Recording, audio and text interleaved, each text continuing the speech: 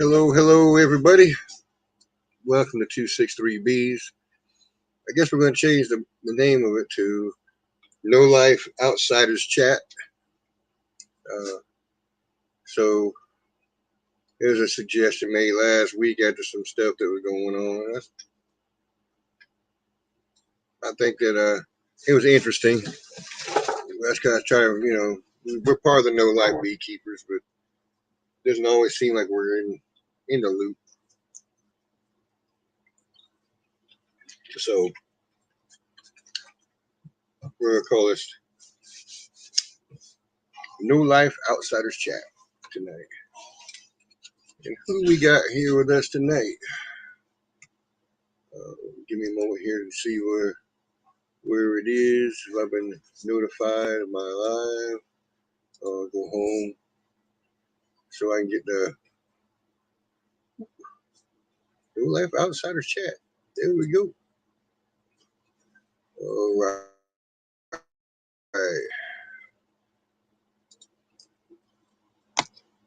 So I can see at least see the chat too, so it starts multiplying on the screen there.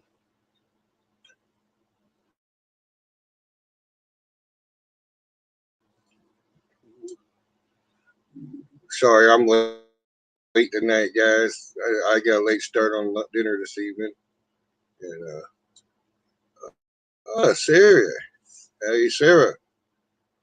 Hey, Danae. Hey, Mike. We have Brad, isn't it? Two B's, Brad. I can't remember your name for sure, but Carl, that's what it is. Carl, I'm sorry, Carl. And I see Bruce up in here. It's nice to see you guys. So let me work here. I'm gonna try to get my if anybody wants to join in, get my message pinned.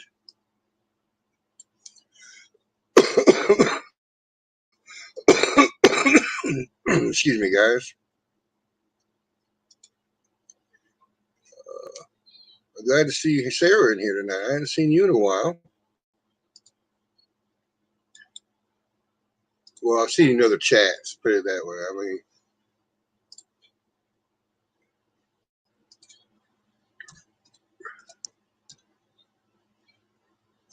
I was just doing some splits. I got 2 splits done today, which I'm actually pretty impressed. I'm up to 18 hives now. Granted, Mike, Minnesota beekeeper. Hey, how you doing?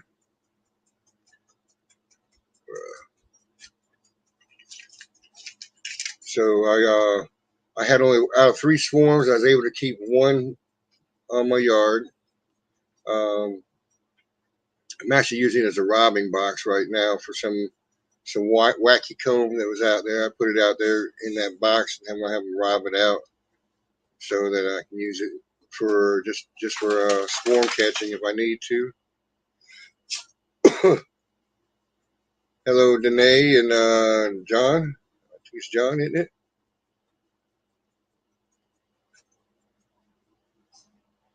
One is better than none, yeah. But in the process today, going through some of the hives, I was noticing some early stage queen cells.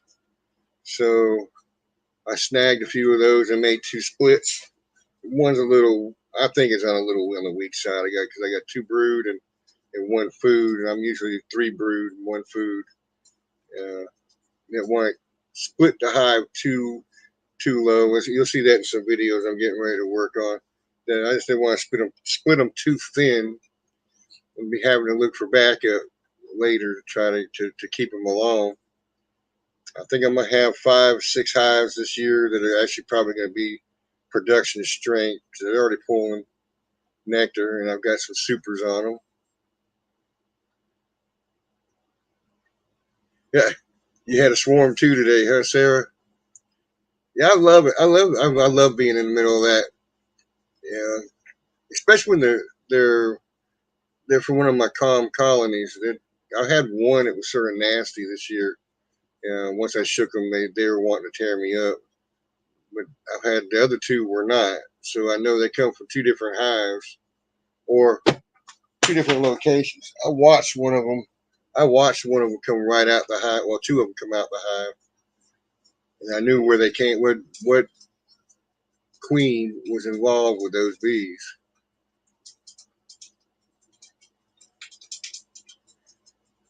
And DC, seems like your bees are growing, doing pretty good.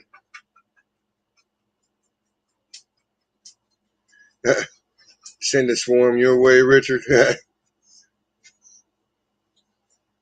Yeah, well, dealing with a swarm, you got stung on your hands, Sarah.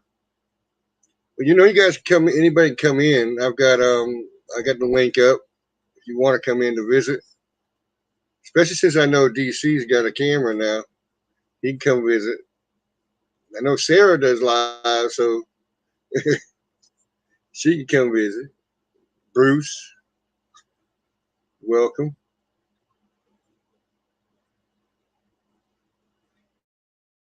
Uh, yeah, it's been a busy day today. I got up and tried to finish waxing a lot of frames because I used the ones I had already waxed up, the foundations. So I went ahead and re-waxed a bunch more and used just about all of those. I got 5 deep frames right now and uh, a bunch of. I still got a bunch of medium frames. I got finished working on some of the my medium super boxes. I haven't put a lip in it to hang the frames on yet. I got 3 of them, but I have a feeling that I'm gonna do pretty good with honey this year. I'm hoping to do more than the 400 I made this last year.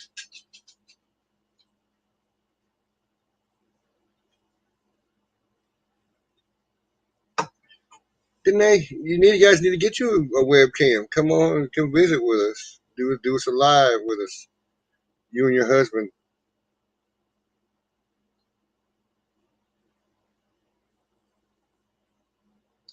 Yeah, I mean, because when we get some more people out here, we start getting this thing rolling. Richard, what did Richard say? Richard say, send me. Oh,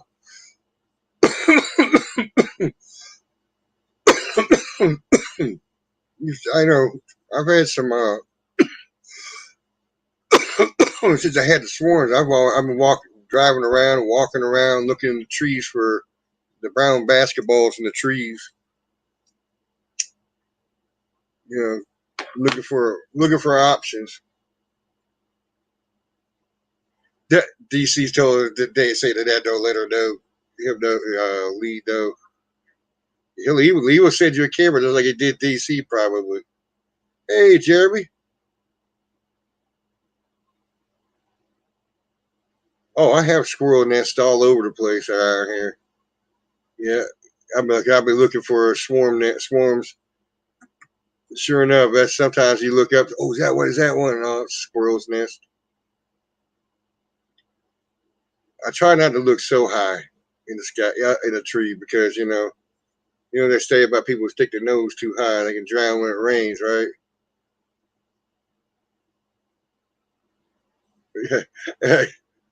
That's funny. Didn't they?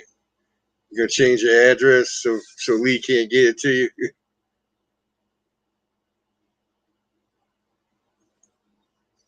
Yeah, I remember that night, DC.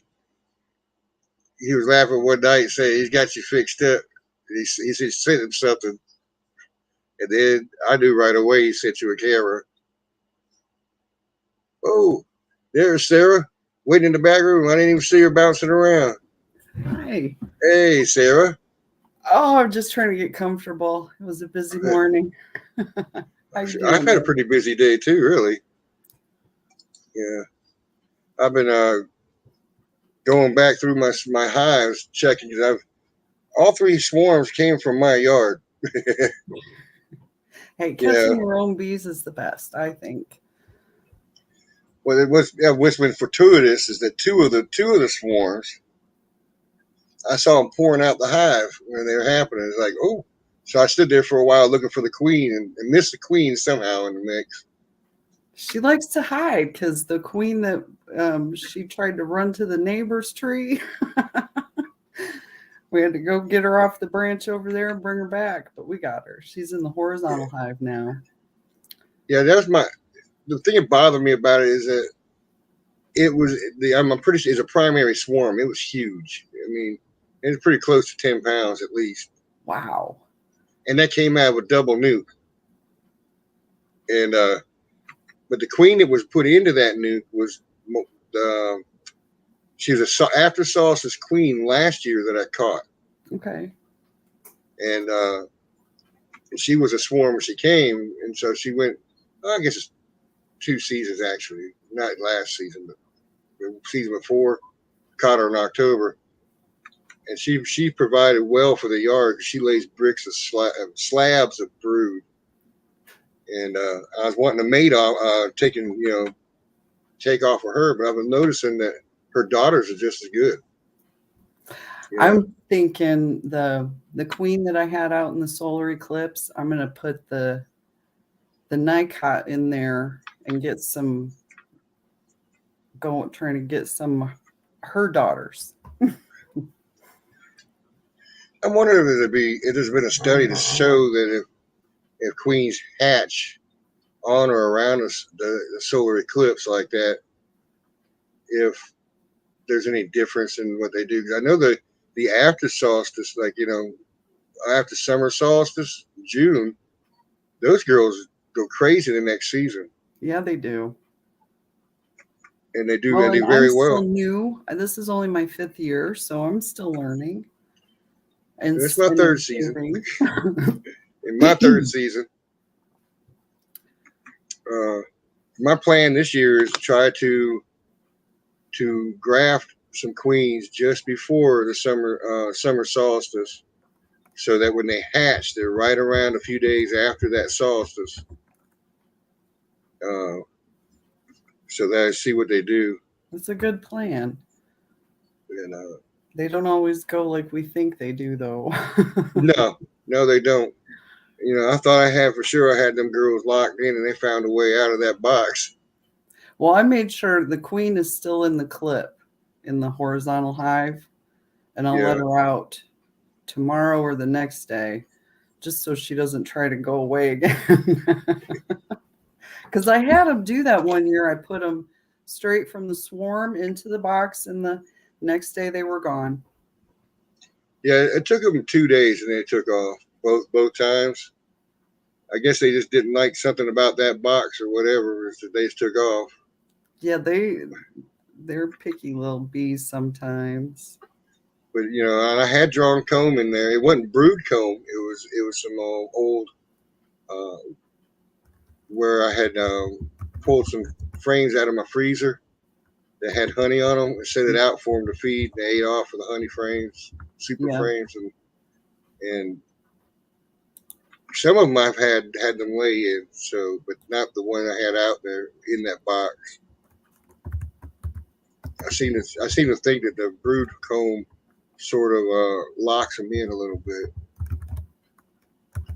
and it has to do with probably the footprint pheromone that's left on that comb between the workers and the queen laying. From what I've researched, they say that, but it is what it is, Well, and we have to remember the bees don't read the books. Oh, no. I've noticed today kids kicking through. I haven't treated my bees for anything for a while, and so they like building, because I build most of my boxes, and I think I have the bee spacing a little wrong, and they put the bird comb in between the frames, so they'll go and put drone brood up in there, and I'll be popping that open. I'll be checking the drone brood. I haven't seen any traces of anything on them other than the fact I killed them. Well, and sometimes, is it what we did, or is it something that was going to happen if we didn't do it? Or yeah, not to be too hard on yourself, because No, I think I think a lot of it still deals with your region, where you're at, your zone, to the effects of some of the pests I've because of already that. seen hive beetles. I'm thinking about getting some Swiffer sheets and trying them. Yeah, I see them. I saw them last year too, but there's only one hive that actually. Be right back. All right, there's only one hive that gave me any issues, and it wasn't bad.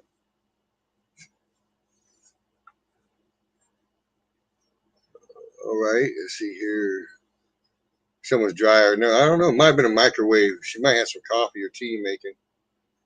That's what I'll say. Tim and Hannah ain't here.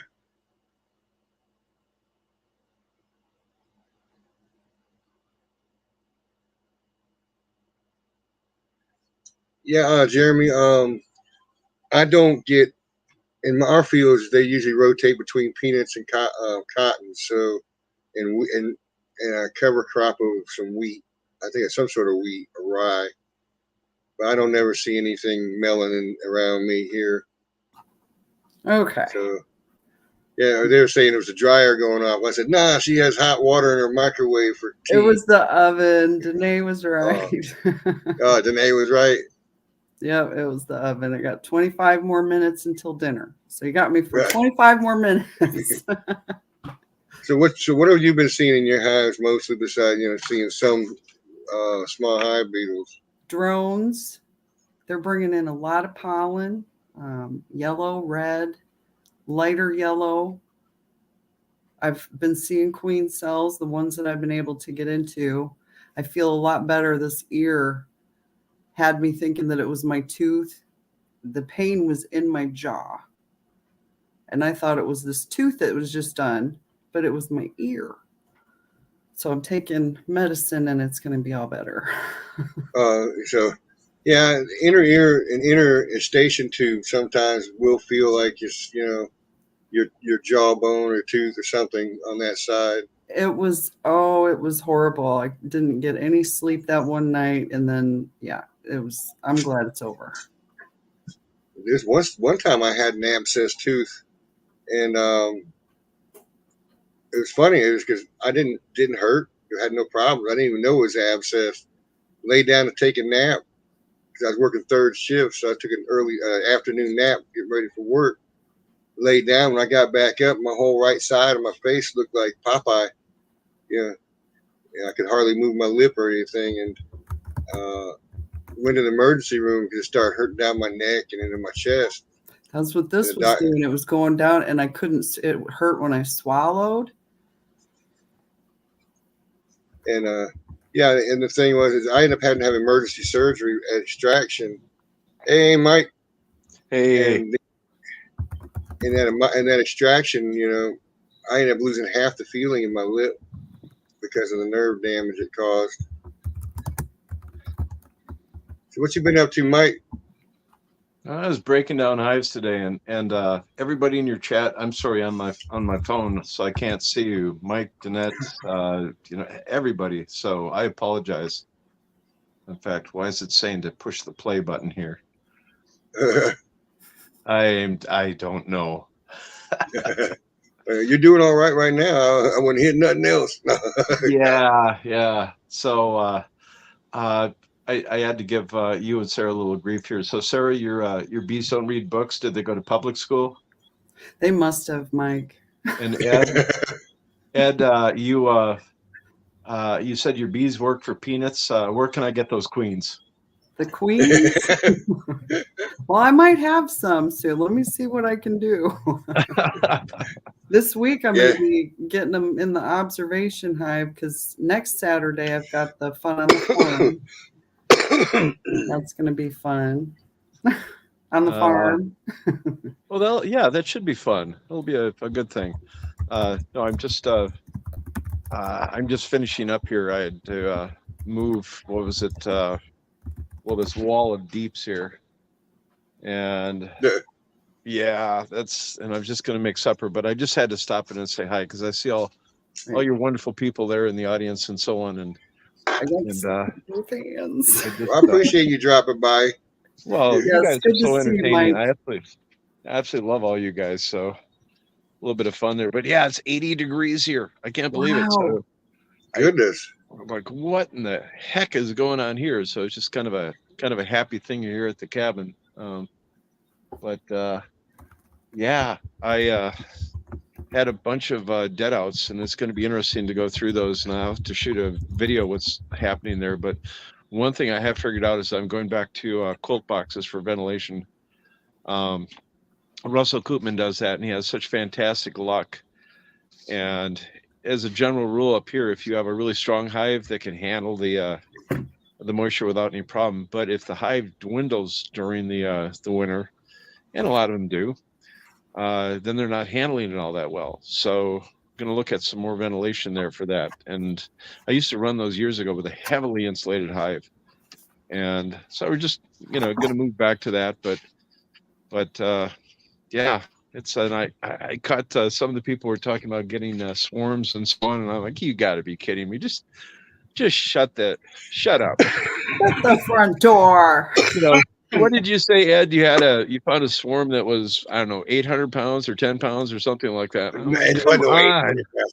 That swarm was almost 10 pounds. That's crazy. The biggest one I've ever seen was literally the size of a basketball. And unfortunately it was, up in one of these, like these 80-foot pine trees here. And like, okay, yeah. Have fun. Yeah, you would do that, wouldn't you? Oh, it's just. Yeah, I climbed the tree I climbed the tree to get that swarm, and it was huge. It was almost 2 basketball sizes. Really? Yes. Well, I got a whole different level of, you climbed a tree to get a 10-pound ball. I have a different level of appreciation for Ed. Anyway. It's one of my last videos, swarm videos I have on my website. Oh, is it really? Yeah. Okay. Actually, I think the thumbnail has where I'm holding Swarm Wrangler in my hand on the thumbnail. Really? Yeah. Okay. And you'll see how many bees were in that box. Well, I had I was actually refreshing the swarm trap with the swarm lure that I made from Tim and Hannah's video. And they were. Oh, yeah. They were on the cake. Oh, no kidding. They loved it, yeah. Well, that's pretty doggone neat. But they went to the tree anyway. Yeah. Oh, what a glorious thing. Well, that's just all fine and dandy. Russell Koopman was at he had a craft sale today, and that guy honestly makes the best creamed honey of anybody I know. It's a great proprietary recipe. So just a little shout out to Russell. I'm sure he's not watching, but just have to give him some credence there. And then Triton is going through his hives and moving a bunch of them around today, and it's just neat. It's live. Finally we're out doing something up here in the tundra. It's just a grand thing. And I'm so sorry I can't see the comments here because I'd love to get in on some of this crazy stuff. But Daisy's honey, Steve, is watching from the Mediterranean Ocean, Mike. Oh, really? Oh my goodness. Oh my goodness. See, that's the furthest away so far I've had someone watch. Hey, that's cool. Wonderful. That's wonderful. I'll show you guys something here. It's kind of like my we're supposed to be rain finally. And let's try and flip this around here. I've got like 400 frames that I'm putting together. Wow. Sugoi. That's maybe about half the parts there. So shoot, I had a time with 80 of them. Like, come on now. So well, my friend Troyster found all these frames here on in an estate. That was a good idea to bring them to me. It was a blessing because that was the only thing I was missing was a medium frame as far as like some equipment and so on. So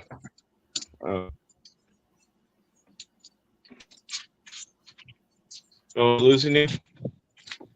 Yeah, you keep cutting in and out a little bit. Yeah, I'm so Definitely. sorry. Yeah, I'm walking to the shed here behind the cabin and a little out of range. But anyways, yeah, glad you have this beach out there. I'm just sorry I can't stick around and say hi to all the other keepers and all that Well, kind of good thanks stuff. for So sharing your beautiful day with us. I'm looking at your background, and Yeah, it is a beautiful day it's there. just, yeah, it's just it's wonderful. It's bright.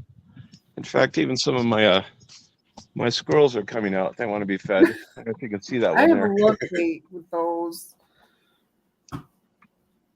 squirrels. They bury So their yeah, I've got a holes. couple tame ones. See, I want to ask you guys something. I've never seen this before. Maybe someone else in the audience has seen this, but I have this one of my decks here. It's on the back of the cabin. It gets full morning sun. It gets hot as I'll get out. So it's a little hard to see here, but I actually built a pergola of grapevines. And so I get wonderful shade, and grapes to eat and all that kind of stuff. But some of my grapevines started dripping sap where I trimmed them last year. Wow. And I'm like, I've never seen that before.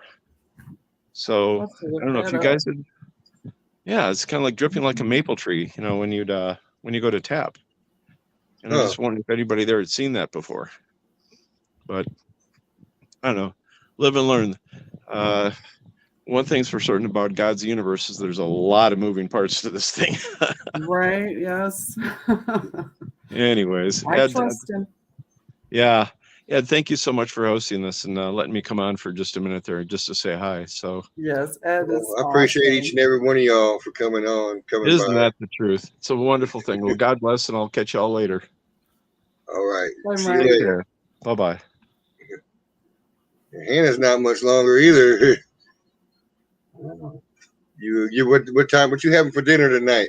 It's a chicken and rice casserole bake. Easy to chew. Because it's still tender where I got the root canal, and the other teeth are trying to chime in and be tender too. But the X-ray said they're fine. But it hurt so bad. I said, just pull it out. Just pull it out. I don't care. Take the whole jaw. Take the whole jaw. I said, take the whole jaw. There's nothing like headache or tooth pain. You just can't get away from it. Because you can't. It's right there. Yeah. But yeah, you can see it swelling on the back of my hand. And then she got me on my thumb. She almost worked herself out, but then that was it. Yeah, she was sitting there running in circles, huh? But after the swelling goes down, my joints are already feeling better, so it was a gift. Yeah, I call it detox or or sapotherapy, one of the two. Yeah. Therapy, whatever it does, I don't understand it, but I'm just glad it helps. And I did because I started off with no gloves so that I could get the feel of no gloves, and I've been doing it. But yeah, that's what happens when you go no gloves. Now, if you watch the new videos I put out, my sleeves on my coat have gotten where the elastic is wore out on it, and girls have been going up my sleeve when I'm working, when I'm wearing the rubber gloves, and they'll go up the sleeve. So I had painter's tape wrapped around it to keep it from going up at the night on the video. So yeah, if you don't, they go, because I had one go up my pant leg because I forgot to put my socks over my pant legs.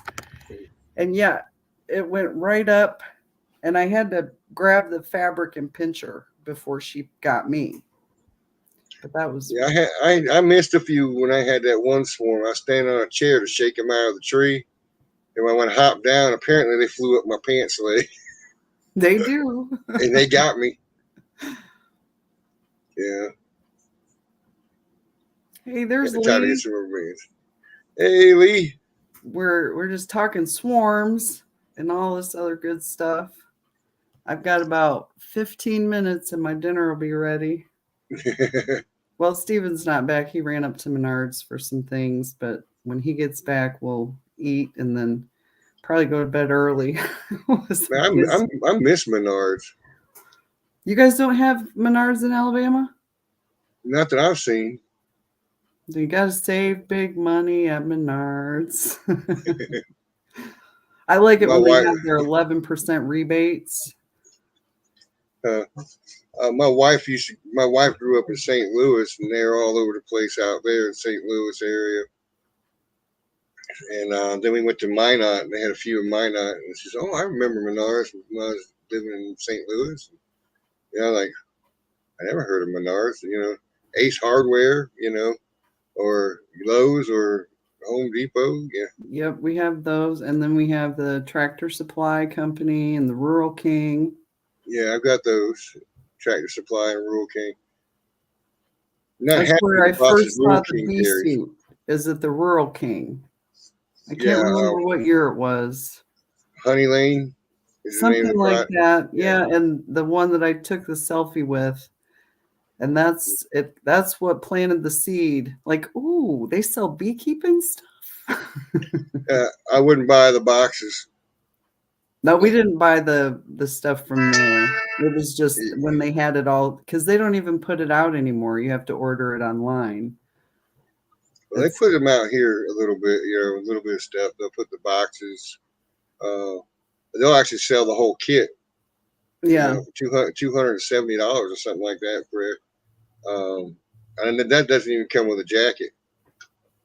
Well, I know in Brown County, there's a hardware store, Bear Hardware. I had to go run and get one of their boxes because I had a swarm and no box to put them in one year. So I had to go all the way over there and get one of their boxes. But it was good. They had a box. It works for. It also is styrofoam coolers in a pinch. Yes, and cardboard boxes. Yeah. Or the totes. Hey, Philip. Yeah, I've finally ran out of all my Pro Nukes right now. They all have nukes in them right now. Well, I have the ones that hubby made for me. I think I have 4 of them.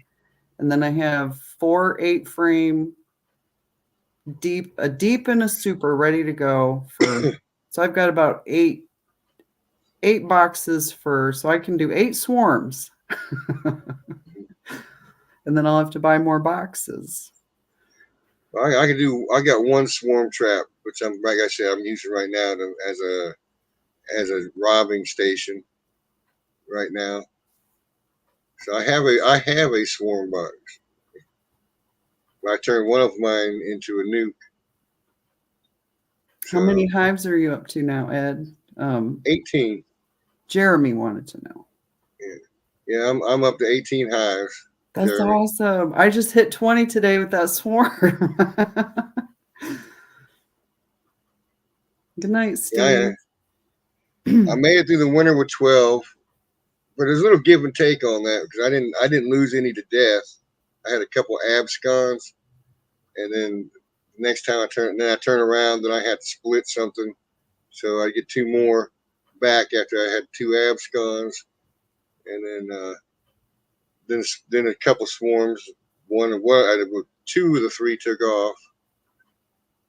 And the one that stayed is getting big right now. I have to find me another box to move them to. They're moving quick.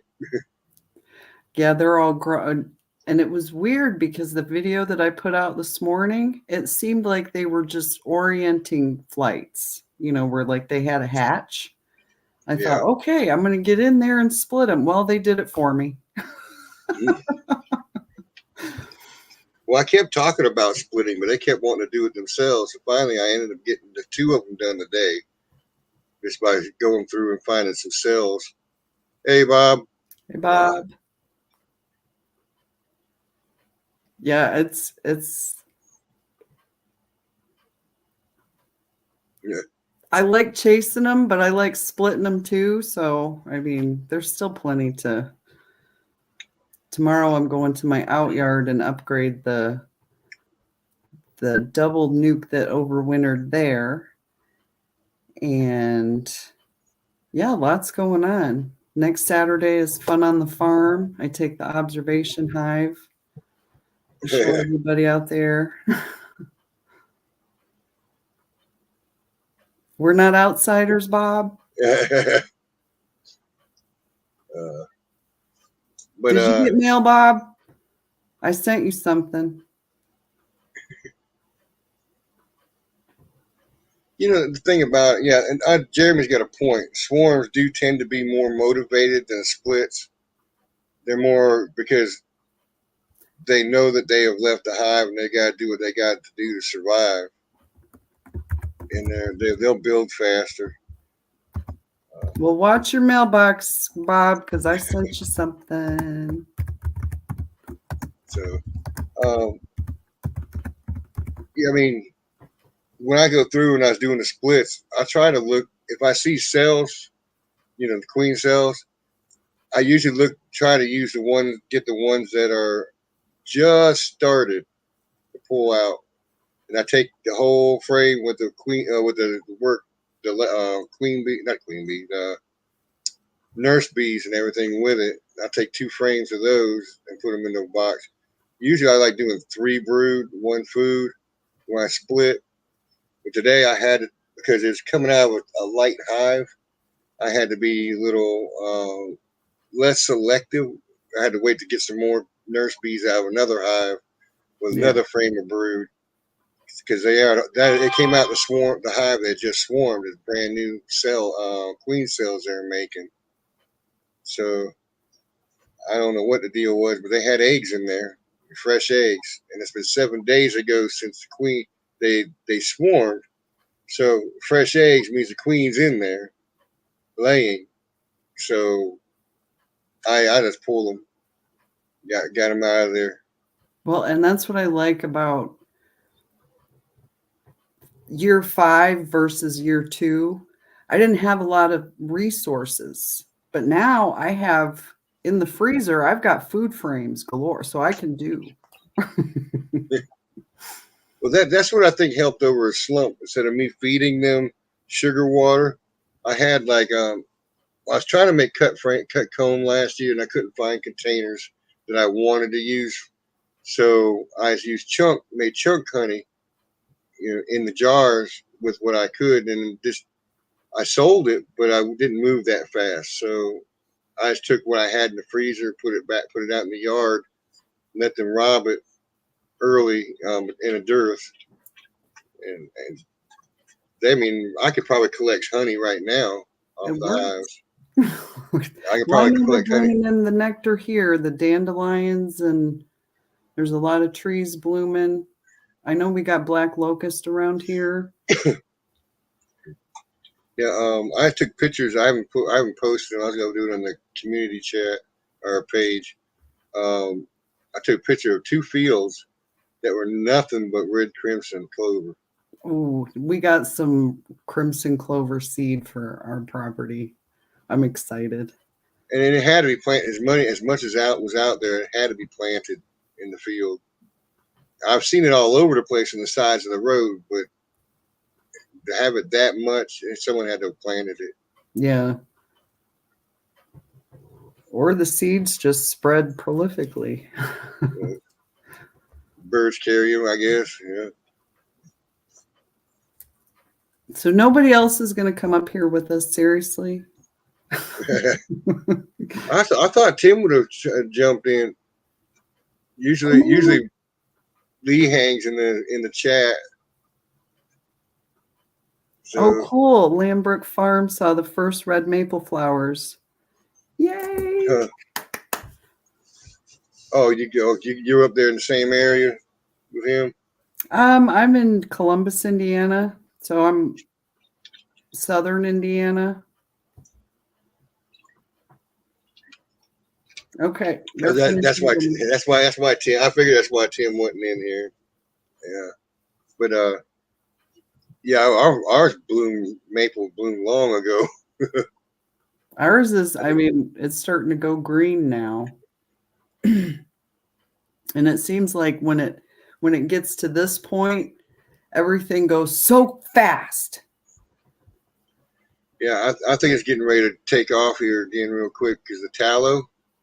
Tallow's starting to get the little itty bitty nub at the top of the limb. The tassel is starting. So I'm not when sure those if we things, have a lot of tallow up here. yeah, tallow comes quick and hard when it comes. They tear up the trees. I got 8 of them in my yard, so my bees ain't got to go anywhere. That's cool. They've been pulling. They pulled off the holly early last month. Hollyberry trees. Well, they were supposed to be bushes. The guy let them grow the trees. My bees fed on those, brought back nectar. Got the privet going right now. Popped in the backyard. So I know it's all over the place. It's been popped in the backyard. So I mean, there's plenty of nectar going. So one hive didn't want to touch the frames. I waxed them and put them on there, and they didn't want to touch it. So I pulled some of the brood up into the top for them to pull, so they start pulling the wax to get them up there. And then the other box I had another deep super on. Yeah. They're like about a third of the way pulling it already. Yeah, and they're starting to feel some of it. So, I mean, well, I know this week when I go put the solar eclipse queen into the observation hive, I can check and see how the rest of them are doing. Because I know I put boxes on everybody and they're ready. I mean, they'll bring in that dandelion honey and maybe I can get some. Yeah, I like early season. Oh, there's dinner. Be right back. Okay. Yeah, I forgot what I was saying. I got derailed.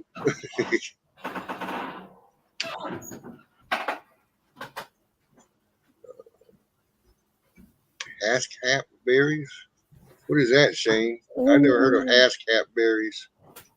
I've heard of them, but I'm not sure exactly what they are. And I got to wait for Stephen to get home to eat anyway, so we can sit here and chat as long as we like. Well, until let's see what else. I wonder if Haskap berries are edible even. Is it like muscadine or is that different? Muscadine, they call them, he says honeyberries, what they call them. Honeyberry. Muscadine's a grape. Okay. Thick-skinned grapes and muscadine. I grew up eating those as a kid. Actually climbing trees on the vines in the woods. Did you ever have gooseberries? I've eaten gooseberries before too. I'd like to find those in the woods and eat them. But there's another plant that looks like those gooseberries can mess you up if you ain't careful. Yeah. Because the gooseberries have a little bit of a sweet flavor to them, where the other ones are real tart. You gotta take a berry or two, put them in your mouth, you pop it. If it's bitter, you spit it out. If you put it right here and it starts to tingle, at least you can wash it off. Oh, he's home. All right, Sarah. Oh, I'm gonna stay on until, let's see if he notices. All right. Or at least maybe he'll say hi. Okay. Trying this. Hey, good. Richard. Yeah, good, Richard. Trying to have a secondary apiary.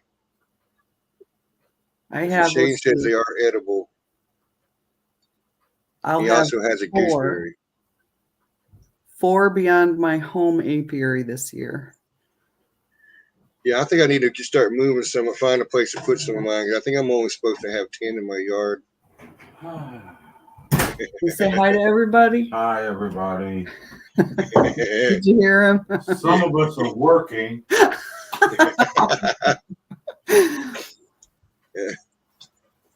Yeah, it sounds like my wife. Some of us are working. I am too. It takes a lot of work to keep them bees. You won't do it. It does. We were just he had to chase the queen over. They went in the redbud tree next door. Like, no, come back. I scared her off trying to get her off the tree. But You yeah. see, Jeremy's right down the way, or not too far from me around here somewhere.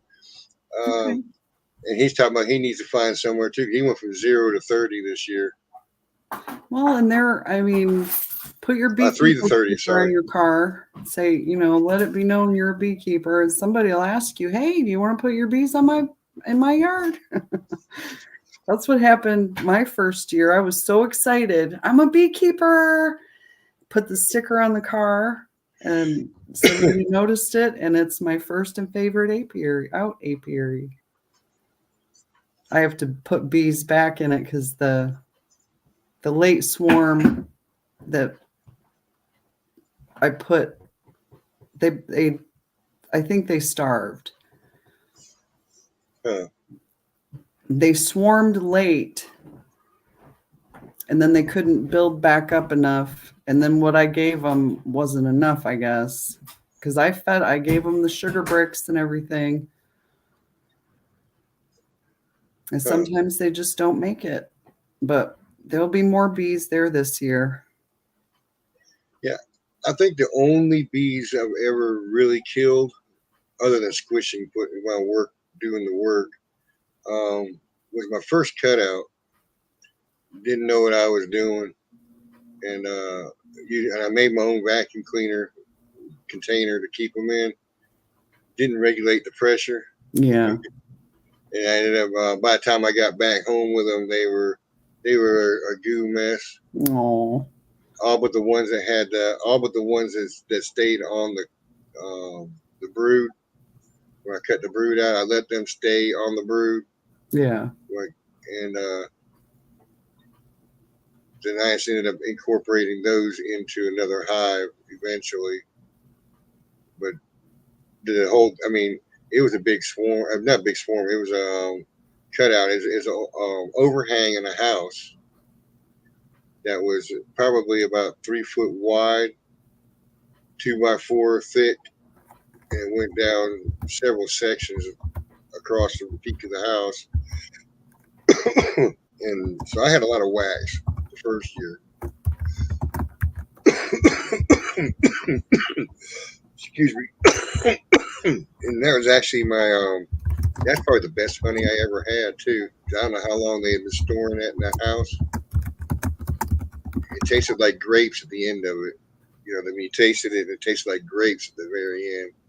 I'm like, oh, that was good. Yeah, it's amazing how different the honey can taste in different areas. Well, just available forage for them. That's what it boils down to.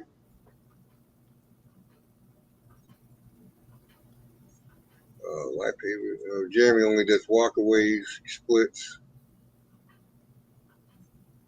Yeah, why pay for bees when you can do it yourself? Yeah, That's they true. do it. They really do. I haven't bought bees. The first 2 years I did buy packages of bees. But after I figured out we can get swarms, I haven't bought bees since. So yeah. I started with swarms. I've never bought a bee. One. Not one package. Now, I have thought about getting some Caucasians. I want a specific breed. Yeah. I see Tim wagging in the background with his hand. Hey, Tim. Hey, Tim. Is that Jasper warming up Mama's chair? He's he's in his chair warming up. Oh, okay. There he is, the handsome fella. He's only coming back to my chair. Mm. Hey, Hannah. Hey, Sarah. Thanks.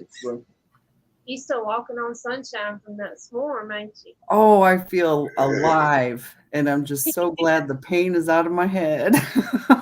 Seriously. I actually missed a swarm because of my friend called me and said, "Hey, there's a low-hanging swarm." I said, "Oh, I can't drive. I can't even walk." So another beekeeper picked it up, but I felt bad I couldn't get it. I'm glad you're feeling better. Oh, me Really too. Thank good. you. Well, Tim, I hit 18 today. Bingo. Finally. Awesome. Just So do a split. You get on another floor. no, I did 2 splits, and that's what brought me up to the 18. Because I've been waffling between 17 and 16, 17 and 16 with the swarms. So We come home yesterday. You see that? I wanted to cry. Yeah, I don't know if they come from the house, which I doubt very seriously because everybody's been split in queen cells and all that good stuff. But But there was a massive swarm. That's the first time I've been tempted to pull a Cajun and get my shotgun out and see if we can get them. No. But no. couldn't get that one out. That limb was a little too big, even with some buckshot like he used. But we'd been out there. Yeah, that's when you just tell them, good luck out there. That's it. I was hoping they'd come to one of our boxes, but it ain't looking like it. No. They so mowed what it was that over. about, a forklift with a bucket on it? A No. basket? The same place where we had the bucket truck incident? Yeah. The tree. Yeah, the same tree, but it was on a much lower limb this time. But he called back the next day. Was like, y'all, there's another swarm. Can you bring me back in? Well, Tim called him to tell him to bring his rollback truck with the big flat bed that we could set a step ladder on. He comes driving back to that back field with a forklift. I looked at Tim. It's like, you have lost your mind if you think y'all are picking me up on that to get me fixed. This ain't your standard forklift now. This man does wreck cars and things like that. This is big enough to pick up a dually pickup truck and fling it across the field, kind of. Wow. It's sort of like a case, what are big cases? Yeah, I mean, Off-road case. It's some kind of big old tractor. Yeah. That's the best way to explain that thing. It's some kind of Caterpillar tractor he's got, but But still, Hannah's feet wasn't leaving the ground after another swarm of bees over there. He took them big old arms and he just pushed that limb right on down where we could stand on the ground and get them bees. that one was easy though. We just got our little battery powered skill saw and ripped through that little limb real quick, and she grabbed them and down into the box they went. That was that short we put out today. Yeah. We didn't do a video on it. We were trying to beat the rain, but I mean, that was the smoothest swarm removal we had ever done. They don't always go smooth, but when they do, it's. I mean, it was nice. We wasn't there probably from beginning to end, maybe 20 minutes Yeah. doing everything, and we button them up. And like she was saying, we was trying to get home before weather started setting in. And Yeah. We were thanking God it did go that smooth because we hadn't. I mean, we set the top on the box as it started to rain, so we just barely got them things in Great time. timing. Well, I better get off of here and get this dinner going. But I'm glad I caught you. I was worried that the bee work was gonna have me, but I did. I made it. You did. I'm happy for you. Thanks, guys, and I'll see you on the next one. Later, Sarah.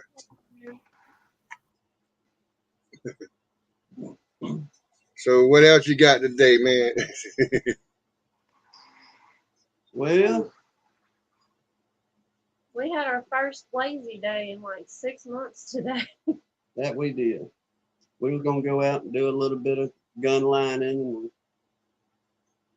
get a little video made up and all that good stuff. And I took everything outside, come back in. Before you knew it, we was both passed out in the recliner, Mhm. and that pretty well wrapped that up. Our plate fell through for the day.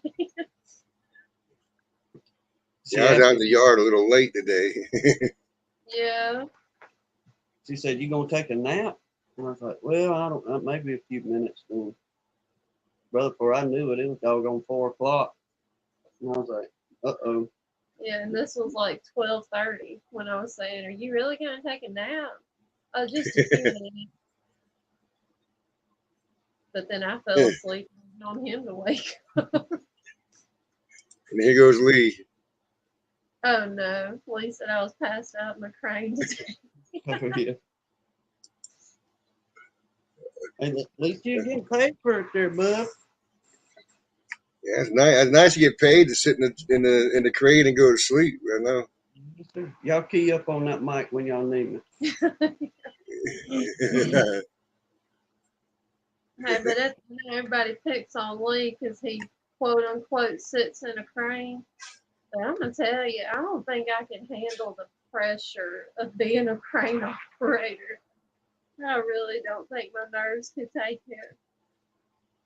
Well, you know, they're swinging a big piece of iron or something, or setting up a stack or something. You know, you got people out there trying to line that stuff up.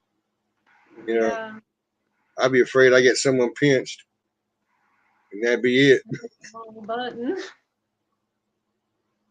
or That knock them happened. off. A good friend of mine, well, his daddy, he worked at one of the shipyards down here, and this is probably 20 plus years, well over 20 years ago when this happened. But long story short, he was out there in the yard, and whoever done the rigging wrong. And as the crane operator was picking the load up,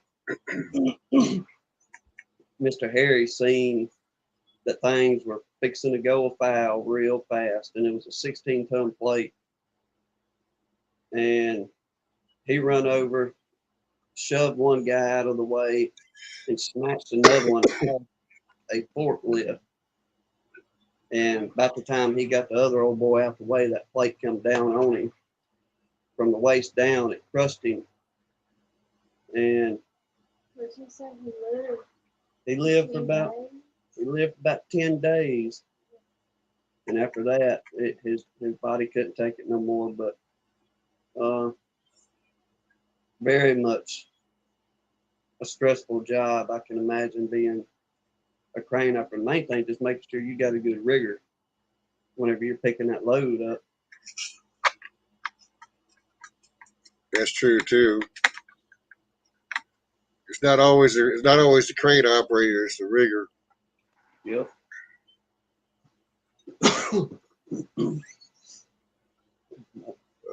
Ain't too much exciting stuff right now, except for we kind of went through this a little bit on Ricky's live the other night, but man, that rain has sure enough brought that privet on down here, bud. I'm talking about. It is beautiful up and down the road. It's The blue. one in my backyard blew up. It's all white in my back. Oh, it's all white blooming right now. You can smell it when you hit the backyard. That's it. We know it's here for real. It's here now. So, and actually, I was surprised at the temperament of the bees today. I didn't really have them coming at me today. And granted, they didn't like me digging around in the hive, but they weren't really after me like they normally are. So there's a flow on Was for it sure. And I'm warm? thinking, oh, it was about 80 degrees earlier. Yeah. Fine day. So I was out there mecking around with them. Got through checked all of them. I didn't do a video of all of them, but I checked all of them. That one split I got to keep an eye on. I may have to throw some more brood into it in about a week or so. because it wasn't as heavy as I like to make a split. Mm. Because I was taking it out of a hive that had already swarmed. I took a queen cell, well, actually, I think there's 3 queen cells on the one frame that were brand new. I mean, they're just starting them. So I pulled them out. But she had eggs in there, though, too. So it swarmed 7 days ago. So that means that's a fairly recent egg for them to be making a queen cell out of. Yeah, they gotta be what, 2 days old or 3 at the most? About 3 days. That's So gonna be our plan tomorrow is to, when we get home from church, rummage through everybody. Mm. We'll probably do a quick run, more or less just full frames, see who's laying, who's not, then kind of build a game plan off that. But we're hoping between the splits we done and the 2 swarms that come in and took over 2 of the 3 splits, see if we got any eggs, or if they was laying queens, they should start having some cap brood in there by now. hey, Brian. Well, I was telling Sarah earlier, though, I thought that, what bothers me about losing that last swarm was the fact that was my best queen I had since I started. She's 2 years old, but she still laid out frames of brood. I'm talking about slabs. So, but luckily, I have 2 or 3 other hives that I made splits from her through that last year, that are doing the same thing, which were her daughters. So I still have those genetics in my yard. So I think I'm going to start looking for the best one of those 3 to decide who I'm going to make some solstice queens out of. Okay. So how far out is the solstice? What, another month and a half, I guess? Yeah, June 22nd is when solstice. Oh, yeah, 2.5 months. All right, we got some time. So I'm gonna try to time it to where when I do the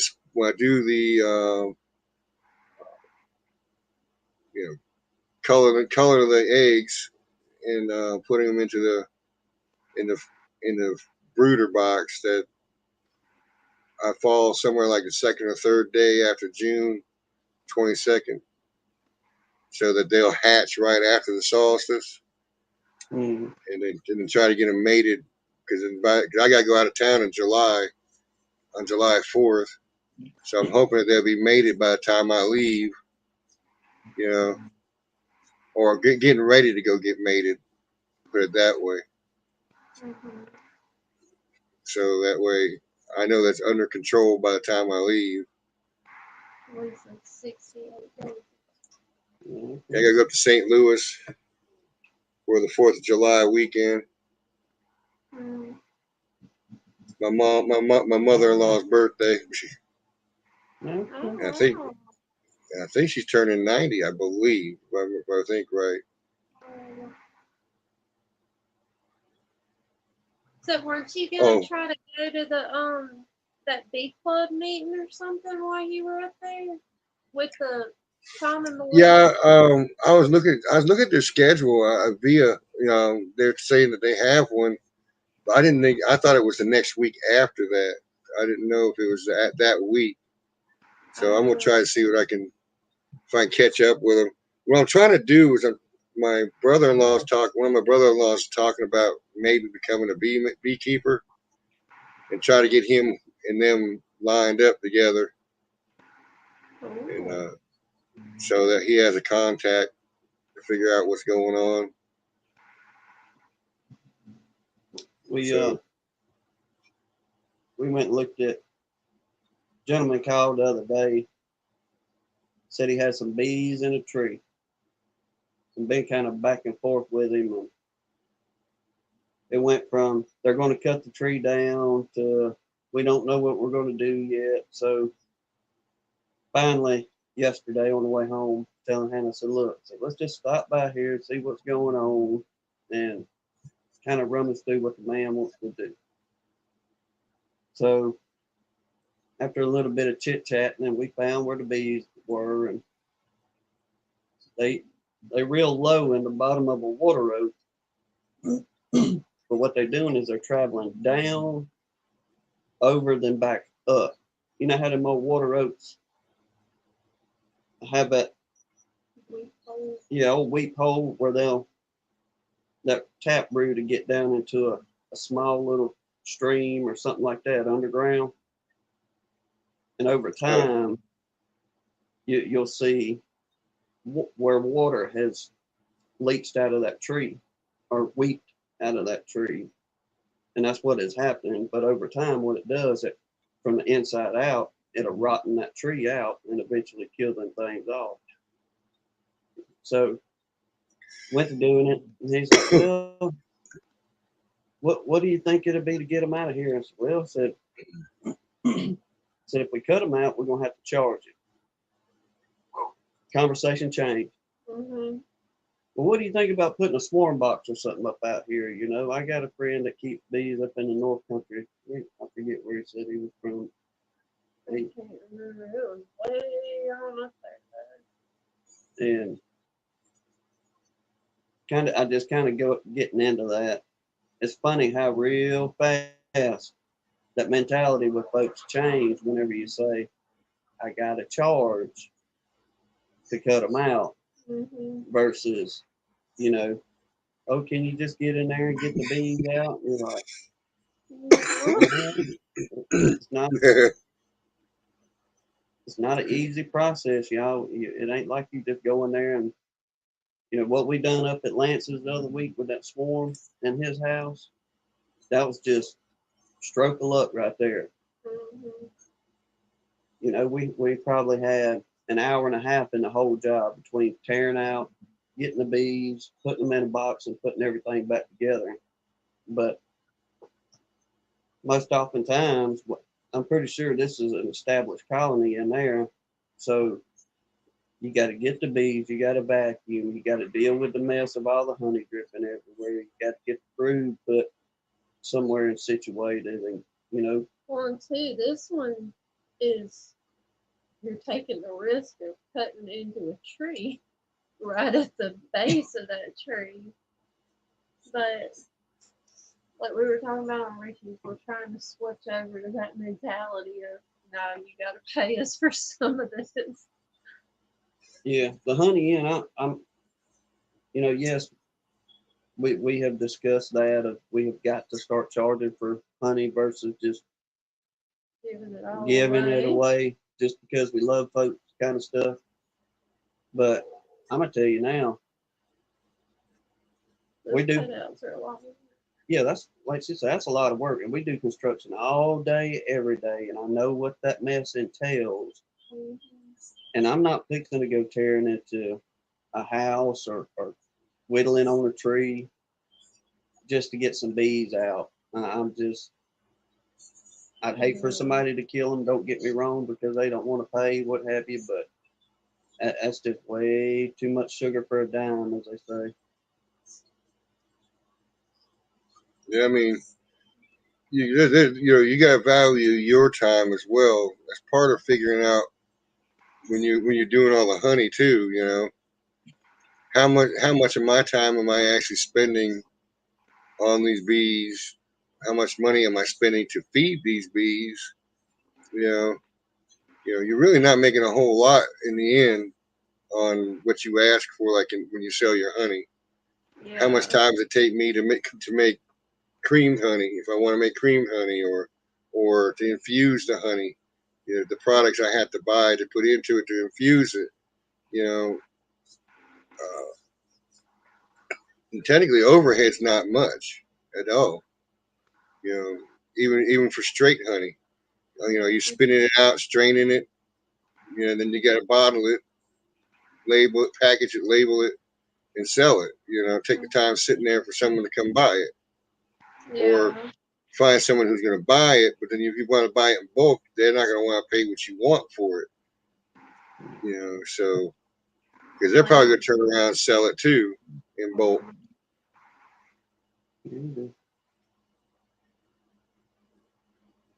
Well, since you know, we've kind of touched on this topic a little bit here and there, but since Hannah really don't want to get that dishwasher, I really do get in the kitchen then and wash. I mean, instead of just rinsing the jars out, if you will, I mean, we wash every single jar, we wash every single lid, dry, all that good. Yeah, we do. I'll put my foot down on this one. We do. I'm gonna get that black eye tonight. He's getting closer and closer. Lisa duck him. Yeah. But yeah, I mean, we'll have our little bar in here, you know, stacked up with jars and all that good stuff. But there's quite a bit of time now, as far as doing the extracting part. The year before last, when we had a pretty good little run for what we pulled, and the preacher and his wife, they come by and they helped us. We had this little assembly line going. Yeah. And it worked out pretty good because, you know, one's handing jars off and somebody's putting lids on, and, you know, it's just. We had fun. Like, we just all piled up in our little living room and had us a blast doing honey that year. Yeah, I mean, it is. It's in most of what we do it's about the love of the bees. You know, love spending time doing it. You know, I love spending time, so I have my own honey. You know, but you know, but you know, the thing is, it's still a valued commodity. It's being used. It's your time. Yeah. You know, you have to find, well, one, you got to look for that time. Make sure you have that time to do what you got to do. Like, you know, making queens is an investment of time.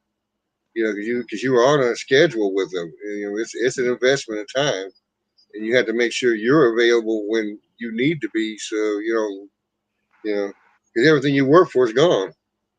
You know, then it's not like you really, you know, you bought the materials to make a queen. I mean, you already have it, but to go and graft the queen into the cup, make the brood builder. I mean, and then make sure that you have enough bees in that brood builder so that you can go and start them, you know, to get them going. It's just, I mean, people don't realize the value of everything. They're wanting, you know, which a $15 jar of honey they want for 3 or 4, and it's like, no. No. Now, I have given some away to family, but yes, but you know, some people who stood by me and helped me out, I've given them stuff, you know, because here is a token, you know, you helped me, I'm giving you something. I've worked hard for this, so I'm giving you something, you know. And, well, I mean, like for us, we don't have a honey house. Whenever it comes time to pull honey, the inside of our house is the honey house.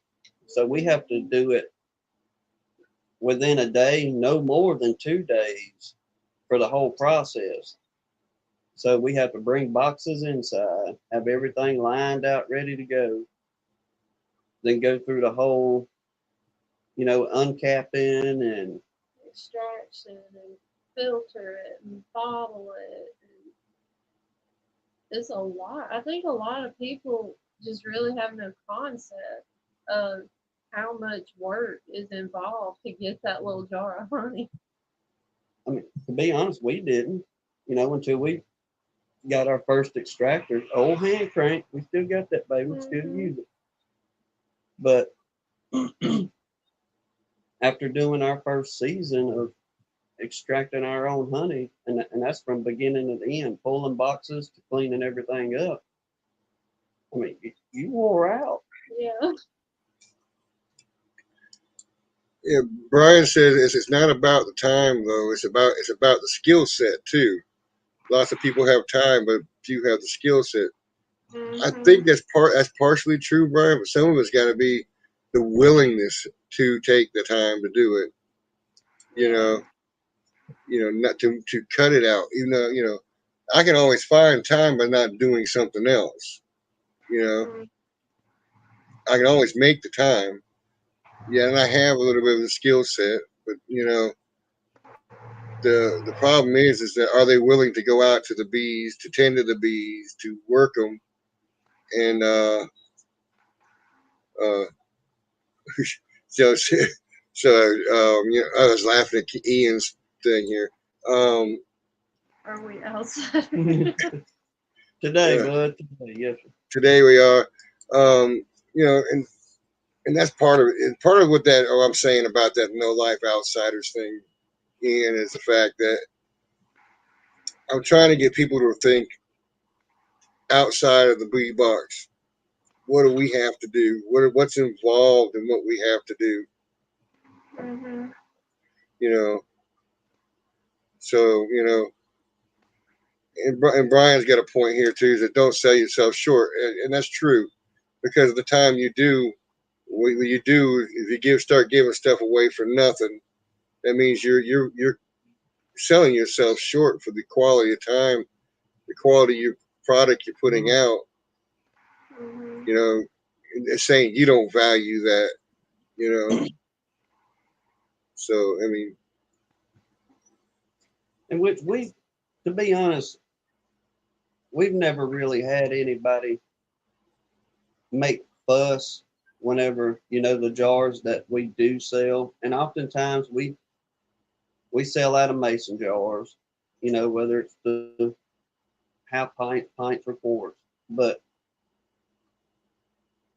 whenever we tell somebody a price on, you know, okay, this is how much this is, 99% of the time, I mean, they're, oh, okay, yeah, that ain't no Yeah. problem. Every once in a while, you do have you one, maybe two that, you know, they have that look of, Kind of look at you sideways a little bit. and I look at that as another business in. You know, you're not going to go buy it any cheaper in the grocery store, that's for sure. And what you're getting from the grocery store, even if it is a real honey, it's not from around here. It's from 2 or 3 places. It's from Mexico. Where have I seen Mexico? Florida. Chicago, Louisiana, Illinois, you All over. know, California. It's all over the place. We picked up one jar in the store though, and was reading about it. It listed Mexico, that was, Argentina. yeah, it was like 4 different places all in one jar. Mixed it like Yeah, they buy it by bulk. They buy it by bulk, mix it together to make their product, and then they sell it. You know, and Yeah. it may be real honey, but it's not local. And they'll say local, and they'll have it say local right on the bottle. And that's where Brian. I was talking to Brian one time, our chat, and he always brought it up in chats that what I try to do with the honey too is you know, I try to prove, you know, tell them it's local. It's within 50 miles of where they're at from. It is true local honey, and I have something that I tell them something about the honey, its flavor, its characteristic. You know, what time of year I got it from. I pulled it and strained it at this time for you know, to get this flavor of the honey, you know, natural flavors, and then I have them taste them as I'm talking about it. And then I say, well, this goes good, or what this flavor sort of pairs well with this kind of food or this kind of you know, type of thing, and that adds is another layer of added value because you're explaining where the honey come from. It came from my yard. I know it's local honey. You know, I didn't buy this for somebody else. This is the story. This is what it goes good with. This is what you can use it for. You know, and or just simple.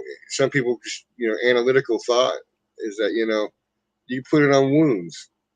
You know, it's antiseptic. You know, it's good for your throat. You know, you rub it on a scratch, and it's like putting antibiotic ointment on it. You know, and Good. people are like, what? Yeah, Yeah, sure. Look it up. Type of deal. The one thing that I kind of get a kick out of, especially whenever like we work in the big city down in Mobile, and you run into the yuppie folks, and many of them are wonderful, wonderful people. Don't get me wrong at all, but when you kind of, especially for the ones of you that work for yourselves, you understand what we're saying here, but you kind of get a connection there, and you begin to build a relationship a little bit, not so much on work, but just chit chatting back and forth, things you have in common and all that. Well, a lot of times we won't say nothing, and the following day we'll bring them a little old jar of honey, and we'll tell them, oh yeah, we'll tell them, say, look, this come right out our backyard right here. And the look of amazement and awe that comes over these people's face, It's hilarious. look, y'all, anybody could do this. It's not an old family secret that nobody's trying to pass down, anything like that.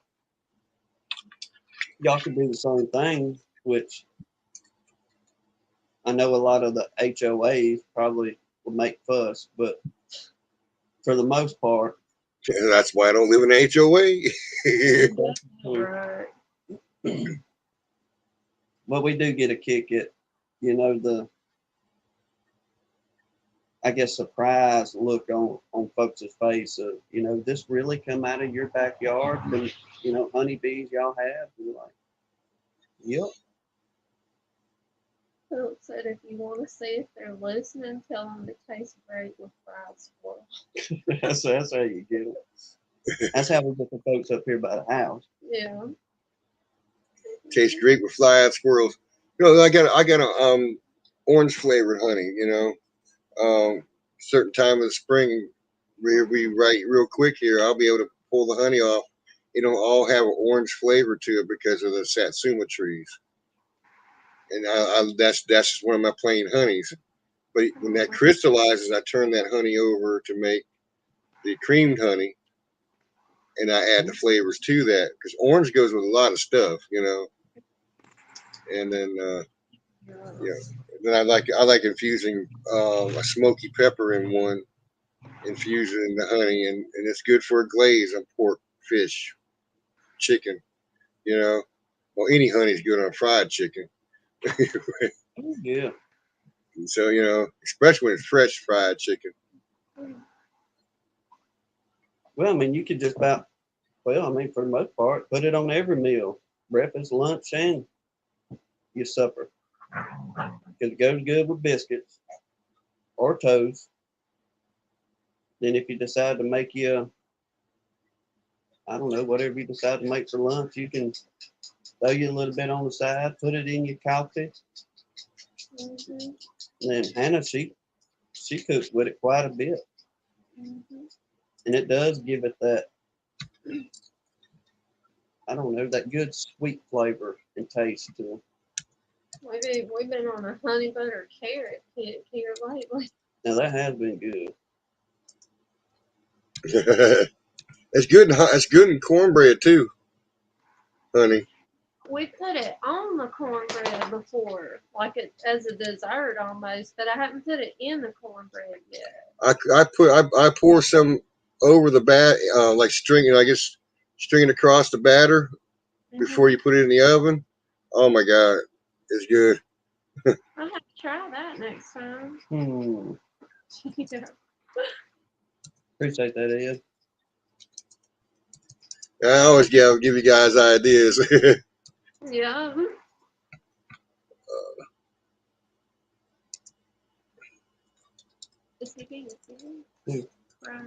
Yeah, Jeremy was asking. Jeremy was saying he has to check in to figure it out about creamed honey, and I'm sending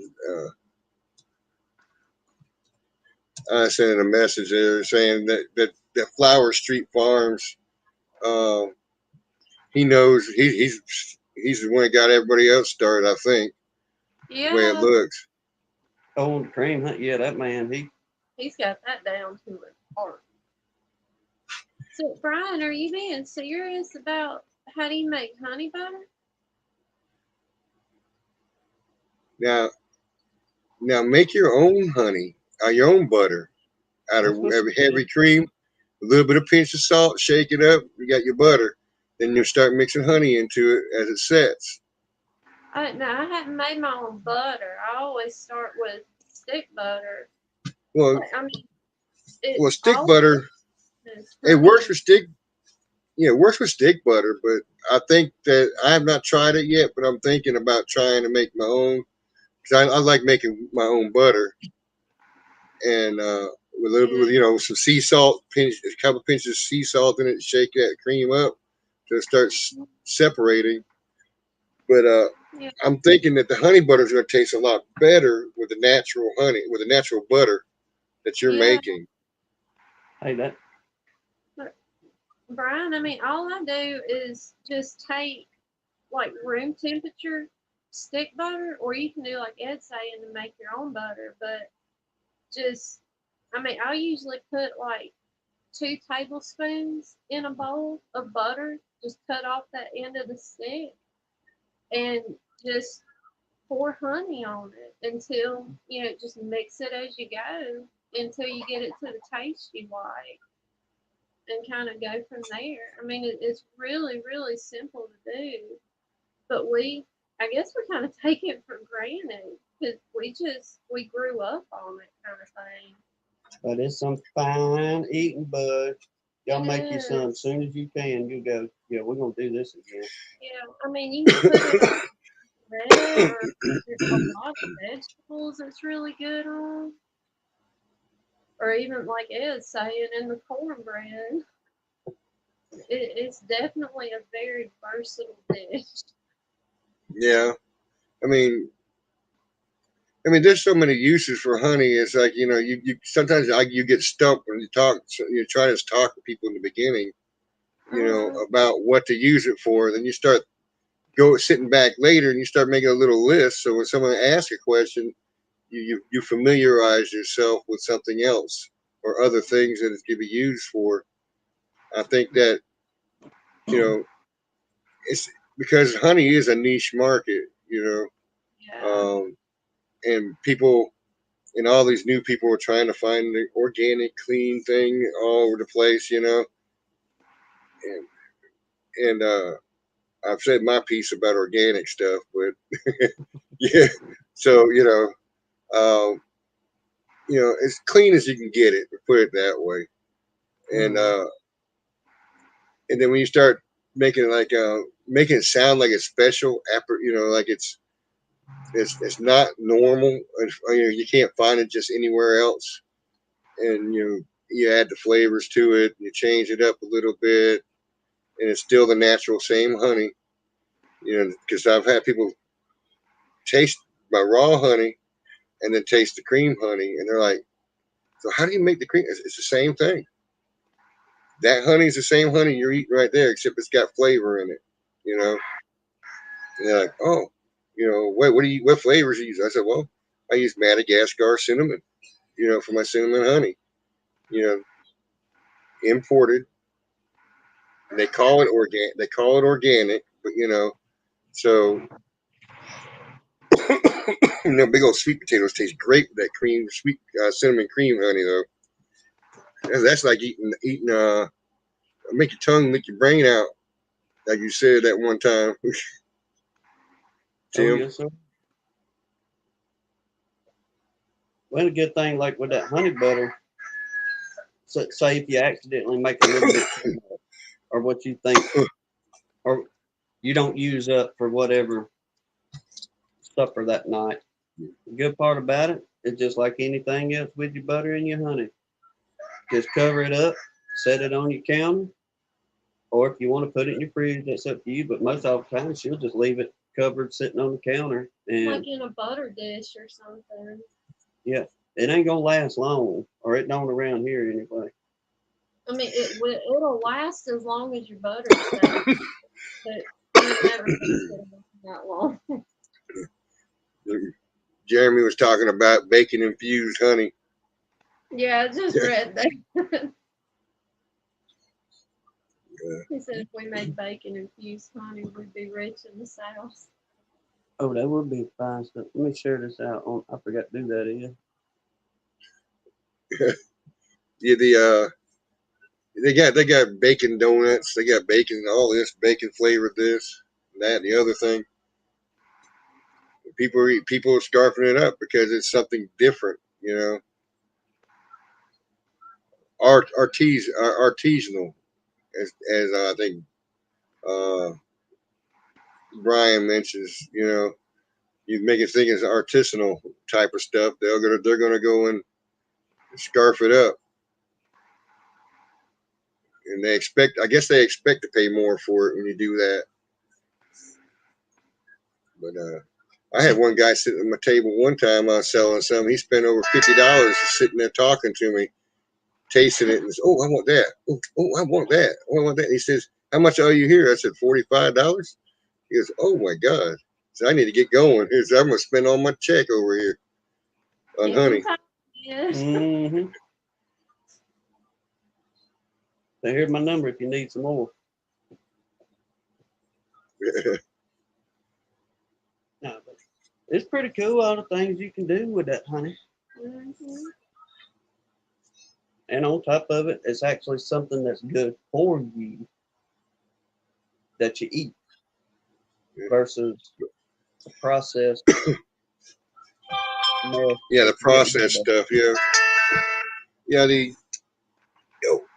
You think about the other stuff too from the hive too. Is like, you know, there's so many things in the hive we use or can make products out of. You like you're making those little cakes you make. You know, the swarm cakes. You got the wax. You got the propolis. Well, you can use propolis to make a tincture for a spray for your throat, or just take a little bit here and there for your health. I mean, Yeah. you can make lip balms, soaps, uh, Lotion. chapsticks, lotions, yeah, all kind of stuff with the wax. Candles. Yeah, So you much. take 1 pound, 1 pound of wax is $10. Put a wick in it, it's 20. Yeah. Which then, like, say somebody on my end that has respiratory issues, Mhm. burning that natural beeswax is way better than burning off that. I guess all of it's made off that paraffin. What candles are made out of now. Yeah, the paraffin is actually a petroleum byproduct. You know, But so much better for you all around, especially if you use like a. Am I right? Like a hemp for a wick. yeah, hemp wick. Yeah, Jeremy says it takes an absurd amount of comb to make a pound of wax, and it's true, it does. So you know, just throw a wick in it and double the value on it. You know, Yeah. so you Well, another note as well, which we do this even with the, which I understand some of the big sideliners and commercial folks, it'd be kind of a pain in the butt unless you just had somebody for this job. But I mean, if it's a okay, decent piece of wax, buddy, that goes in a bucket. And you'd be surprised how quick you can build up throwing that burr comb in a bucket, or you know what they drew out for bridge comb, anything like that. Especially this time of the year when they really fix and go to drawing, and you're trying to keep that box clean for the most part. Man, throw every bit of that in a bucket. Wait till the end of the season, And you'll be surprised. You never know. You might have you a 5-gallon bucket full of that mess. Yeah, you know, today I was scraping bird comb today, but on 2 of those hives, they are already putting honey in that bird comb, so I had to leave it out for them to eat the honey out of it before I picked it up. You know, because it makes a mess when you do that. You have to clean it out. When it's got brood or honey in it usually. So I mean, you got to contend with that. Or if you got like earlier this morning, whenever our intentions were to get down there and check on the bees, I've got a little old 3-framer we had built, I don't know, a couple years back. Well, we had a few frames from last year that had a little bit of honey on there, but it wasn't even worth the time to even drag and everything out to make an attempt to extract it. So we had just put it up and stored it, and it made it through the season. But I went down there this morning, popped the lid on that little 3-framer because we're using it for, I don't know if we do another split or a swarm decides to come in, what have you. But that little bit of honey that's left in there, that's capped, there was a good little handful of bees in there robbing that honey out. And I'm thinking, you lazy little jokers. There's privet all up and down the highway, and your sisters are bringing it in by the truckloads, and y'all are flying 15 feet, robbing out this bunch, then going back to the colony like y'all done something. Lisa was asking how long I don't know how long the privet bloom is. 2 weeks at least. Yeah, I think we can get a good 2.5 weeks out of it. 3 weeks. A little while. Because I don't know if y'all paid attention. But we've been noticing it's been like in stages.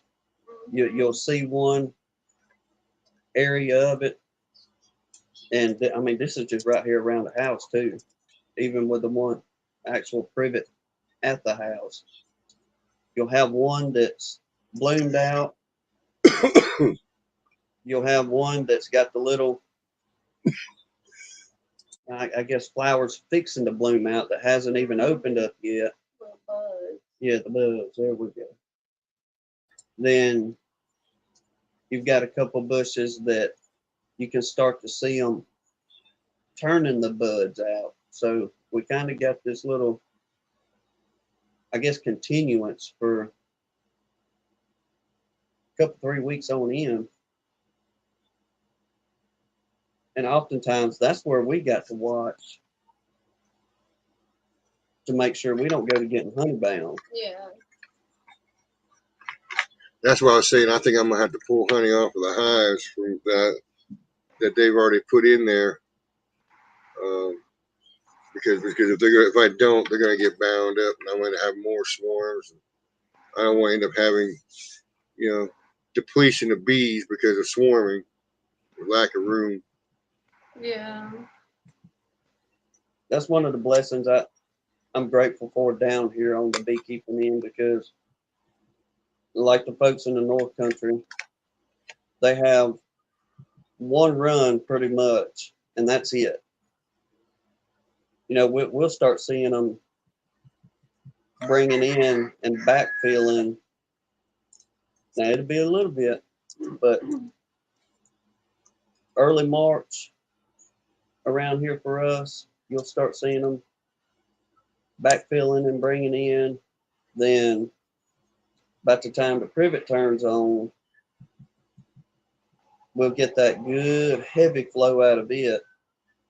And that, I mean, it's not only the privet, it's everything else blooming around here, the blackberry and all that stuff that they're pulling off of. But we can probably, we've said this a dozen times, but we could probably pull 2 for sure And I'm gonna say without no problem, a third time by the time, the tallow flow runs out, and still they could have enough to go ahead and, backfill, cap off whatever they need before dirt sets in.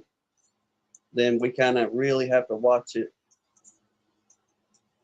right after dirt going into our goldenrod season, because What the heck we happened? don't ever, Oh. our goldenrod ain't worth a hoot around here. Look, What are you doing here? pushing buttons. I hit the wrong button. There you Uh-huh. go.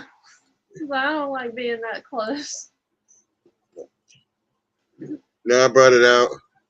I was trying to answer Lisa saying, well, she's talking about pulling off after privet. And that's my plan this year. Pull out off like I did it last year, because I don't like mixing all the flavors up. I want individual flavors like a wine. When they harvest grapes, they harvest them different times of the year for the flavors Yeah. and the sugar consistency. So if I pull off, I have a certain flavor in the spring. Then you pull off at tallow, and maybe towards the end of the year, you might get another one where you'll have, your goldenrod or whatever else happens to be out, like a winter rye or something that someone's planted in the field, which gives it 3 different distinct flavors, and then you work off of those 3 flavors, flavor palettes for all your stuff you do. What are you going to infuse? What are you going to not infuse? What are you going to make creamed? What are you going to leave regular running honey? All those decisions. Yeah, and the thing is I've come across, and I did think about a lot of it way before I actually even had the bees. Mm-hmm. And it wasn't till it didn't really set in concrete in my mind until, because I was wondering, well, what kind of flavors you get at the different times of year? I thought that. I said, well, if you treat it like a wine, or harvesting grapes, you pull that flavor and you work with that flavor, and what variations of that flavor can you make work? Yeah. So which gives you multiple products for one thing. So I was thinking about that, and then when I actually got the first pull done, and it tasted like orange. It's really sweet and orangey, with an orange aftertaste. I'm like, well, I call that my satsuma, because I don't have oranges here. Satsuma's around, and then you have the tallow. I've helped. I don't know if Bruce is still in here now. I've helped Bruce pull honey, and it seems like he pulls all of his honey and blends all of his honey together, and it's fine. It tastes like honey, and it's good. Yeah. But when I started tasting the different flavors, I'm like, I got to do this differently, because to set myself out from the other people, what they're doing around, at least around here anyway. And I don't mind sharing it, because there's no corner in the market, just what you do with what you've got. Well, it's good too if you got a little variety. You can tell folks, say, okay, look, this got more of a citrus flavor to it, or if you could get a good enough run on the blackberry, then kind of mosey on into the privet and everything else, because some people like that little bit of a distinct flavoring in it. I mean, you hear folks how they like the lighter honeys and the dark honeys, and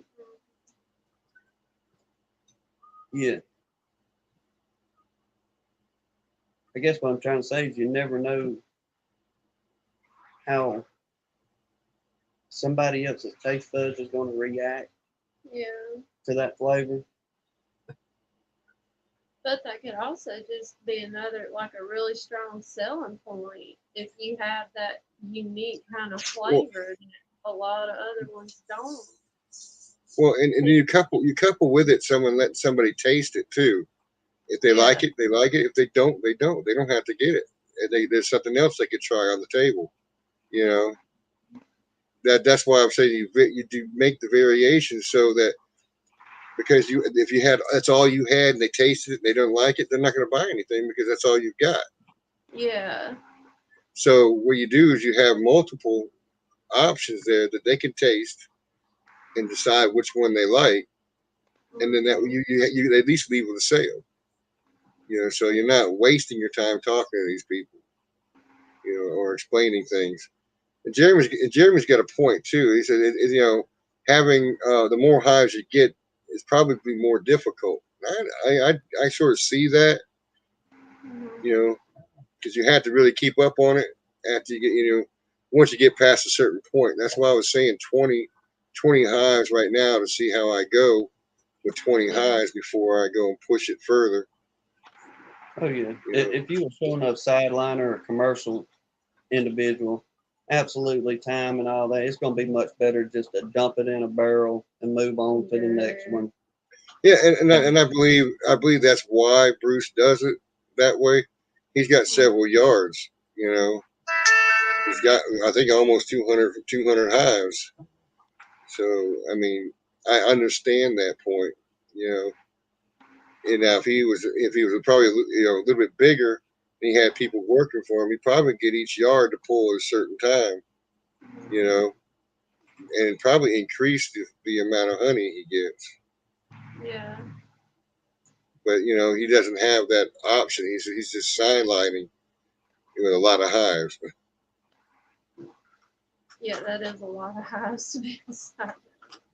Yeah, The only way we could manage outside yards is if we just went full-time Full-time. beekeeping. In our time right now, there's no way between our work schedule to taking, We just wouldn't have No. the time to manage out yards. But after talking on Ricky's chat the other night, I kind of was rolling it around in my head and how I was telling them that our business fits us because we can kind of rotate things. I was like, well, that would be a really good way for us to do the bees and it not turn into a job. Have 4 or 5 out yards, and you got to change the pace and a different scenery. You can mix it up. okay, I mean, with us, and we kind of go back on the working for yourself portion that, you know, we go and do a job, but there's more entailed to doing that. We have to go look at the job. We have to go get estimates on materials. Then we have to go pick those materials up, go drop those materials off. Then get a start date on actually doing the job, then do the job. Then you got to clean up the job, haul everything off, as far as, you know, trash and things like that that you don't use or you tear out. So our hours are very much, All over the place. yeah, we can't just say, well, we'll be there at, you know, such and such time to work this yard. Most oftentimes, whenever it comes to working our bees, and Lord willing, we can get back up to the 16 and 18, you know, area again this year. But it's most oftentimes we have to take our Saturday, go out there, do whatever we're going to do in them, check on everybody, make sure we ain't dealing with beetles and everybody's good and fixed up and we're not getting honey bound and all that. So we only really have one day through the week to do that. Or if we really want to put ourselves in a rush, is we have about 3.5 hours after we get out of church. Yeah. And we're not much on having that heavy pressure on us to get out there and work and check the bees. we like to just take our time, go through them, enjoy them, see what's going on. Then, we'll make a mental note, or if it's something we really need to write down on paper, we'll jot down on paper something, whatever needs to be done. But We're horrible note takers. yeah,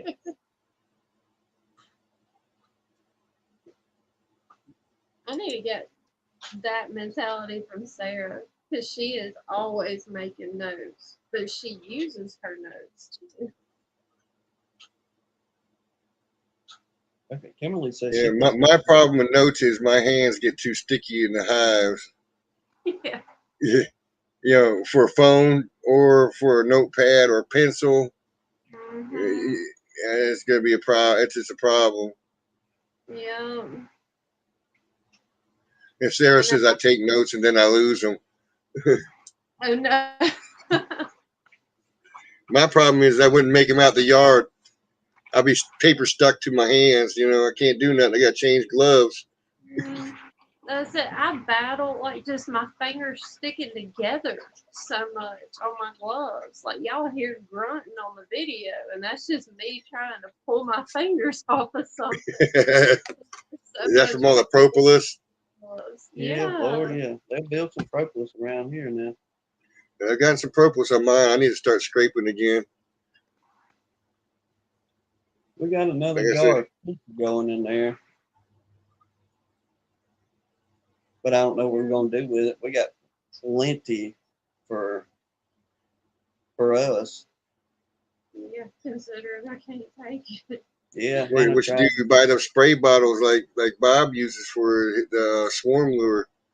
Filter it out, put it into those. Spray it in the back of your throat. Yeah. There we go. I'm not trying that. That hurt way too bad. Yeah, she tried the eyedropper and putting it in her coffee, or just tried taking it, but that Yeah. daggum hernia, it did not sit well with her. I couldn't handle it. And I was so upset because I was really counting on that working. But it'll be okay. Sarah, I'm getting better about it, but I'd lose my head if it weren't attached. Dude, I know that feeling.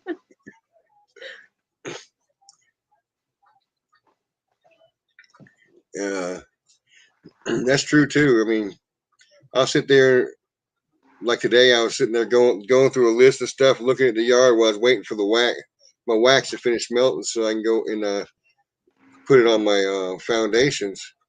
Mhm. And because I had done part of them already, I was finishing waxing the foundations and putting them all together. Go out the yard with them.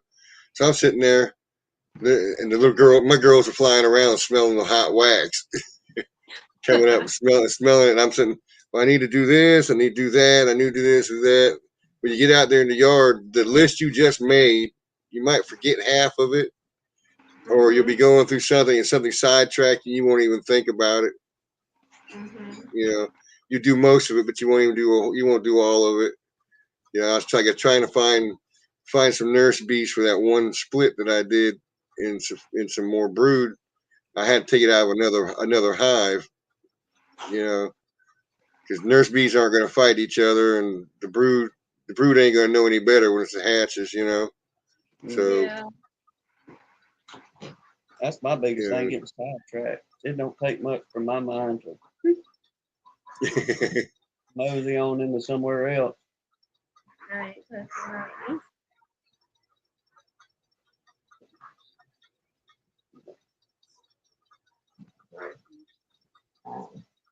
Still yeah, decent. DC is talking about taking notes. His videos are for notes, Mhm. and I guess that could be part of it too when I do this video too. And when I do all this stuff, I can go back and look at that once after I post it and review it, give myself some view time too. Multitasking. Look at my notes, go back to it. Oh, what was that I did over there? Look at the video again. Oh, that's what I did. Okay. Yeah. Yep. Well, I mean, DC kind of got it going on that end, far as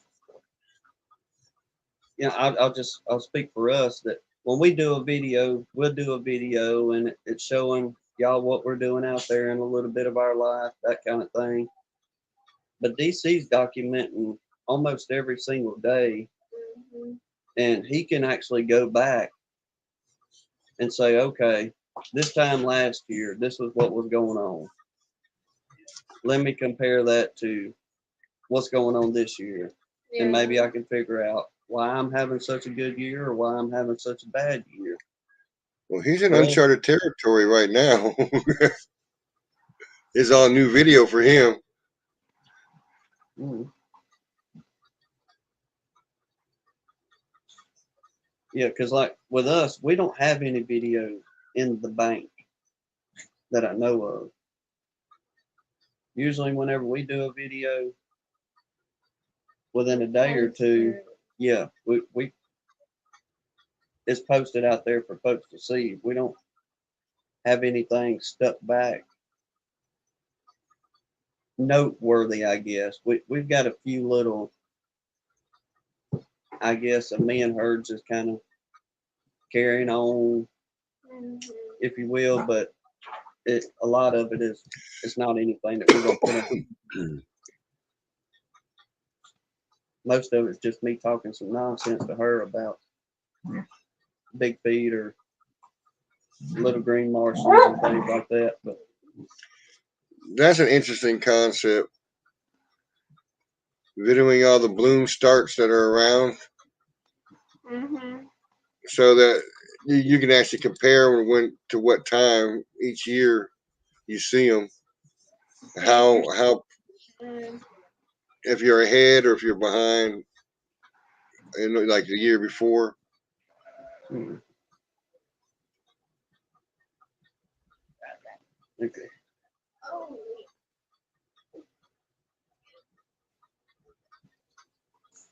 But it makes good sense. I mean, you see that, but then that goes into like he has a lot of time on his hands too. He has the availability. Like a lot of us probably here have work that we do during the day, and the only time I have to work on my bees is in the weekend. I walk through and I look at them during the week after I get home, and if there's an emergency, like if I see a swarm taking off, well, grab the equipment, let's go. You know, See, we in the same boat with you there, Ziggy. We download it. Ain't no editing, anything like that. It's just what you see is what you get from us. yeah, I do. Yeah, I do raw posts too. Even though I've been putting because I've been having, for some reason my phone won't videotape consecutively anymore. It stops at like 22 minutes or something like that. But it stops and then goes to another video. Starts making a new video. So however long it takes for me to finish up, is the next video, and I got to put them together on the phone now for some reason. But that's all the editing I do is I'm just putting those two pieces together and putting it out. I'm not. Everything is still raw.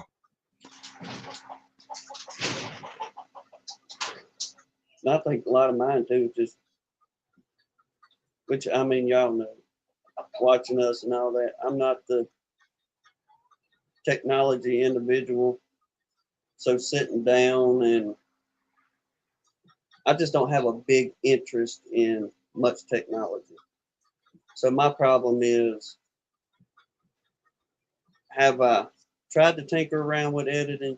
Yes, but by the time you pull this and clip that and put this together and try to add a little bit of music and make a professional looking video, if you will, I pretty well, I'm done with this. We're just going to record. If there's a part I need to trim out, then I figured out that much on it on my cell phone, and that's as far as it goes. But I'm gonna say 99% of the time, we don't even trim anything out. It's just we go through it, we'll put the video together, watch it, see how it comes out, then bam, it goes out into YouTube land.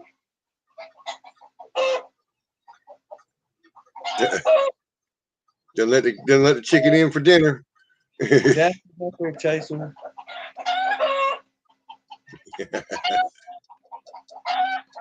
I might have to, are we too loud in the wind? I might have to close that window. Nah, I ain't worried about it. It's funny. Nice. And Chuck, he loves to give him things fits. And I don't know, that's just part of his world too, I guess. Yeah. He don't You don't hurt go him. after him. You don't go after him. He just goes and chases them, huh? Yeah, that's all he does. Just watch him fly. New watch this. I get him off the ground. Oh, yeah. I'll holler at him. It don't work.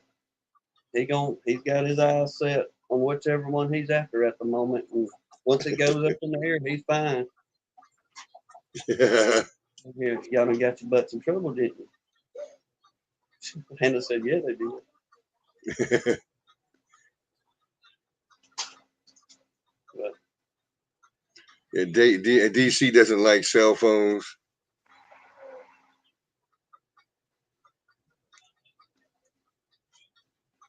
I don't know, they're a blessing and a curse, I guess. Yeah, I mean, I've got two of them. One's for work and one's for myself. And I really don't talk a lot on them. I do, just have it available in case somebody does or needs me for some reason. Usually when someone does call me, it's usually aggravating. Yeah, that's what I found out. I remember growing up as a kid. Until they had answering machines, you call the house. If you didn't reach them, nobody knew that they had been bothered by someone trying to call them. Mm-hmm. Now you can't get away from the things. Literally, if you take it with you, they know where you at. Or they can get a hold of you. I mean, it's part of the downfall. I mean, I remember I was telling Hannah this not long ago, 6-8 months ago. I said, I remember being a kid and the very first cordless phone we got. I thought it was something to be able to go from the front porch to the mailbox and be able to talk on the phone. Now you had to change the frequency on it to make sure, it wasn't all kind of crazy staticky, but just going 300 feet away from the house and talking on the phone just blow your mind. Nowadays, you can drive 300 miles and still carry on the conversation with that same individual. Really. And you don't have the ability to change the channel frequency. You lose them in the middle of the hill and say, well, I'll just give you a call later. Yeah. Sarah says she remembers her grandma's rotary phone. I remember us having rotary phones. Oh, yes, sir. We had them. You didn't even own it. You rented it from AT&T. You had to go to their shop after you got services, go to their shop, pick your phone out, and then they charge you rent on what you got.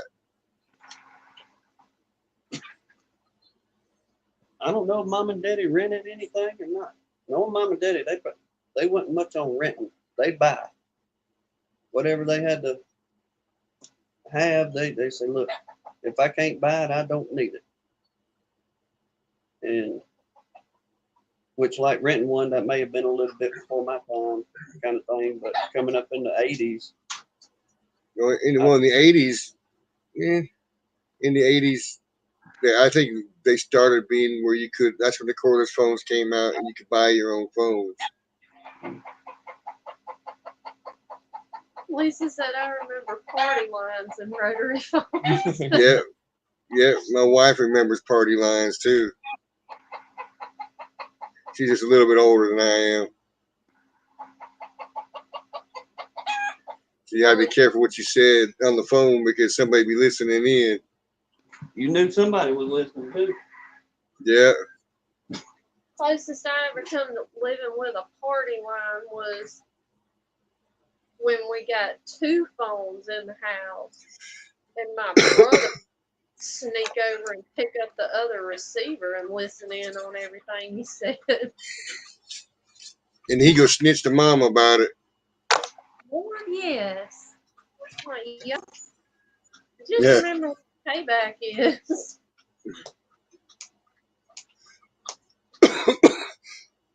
No, 2 now. He's gonna pass that 40 mark. 21 twice. Coin operated TVs. I do sort of remember that. I just can't remember. Is it like truck stops or something?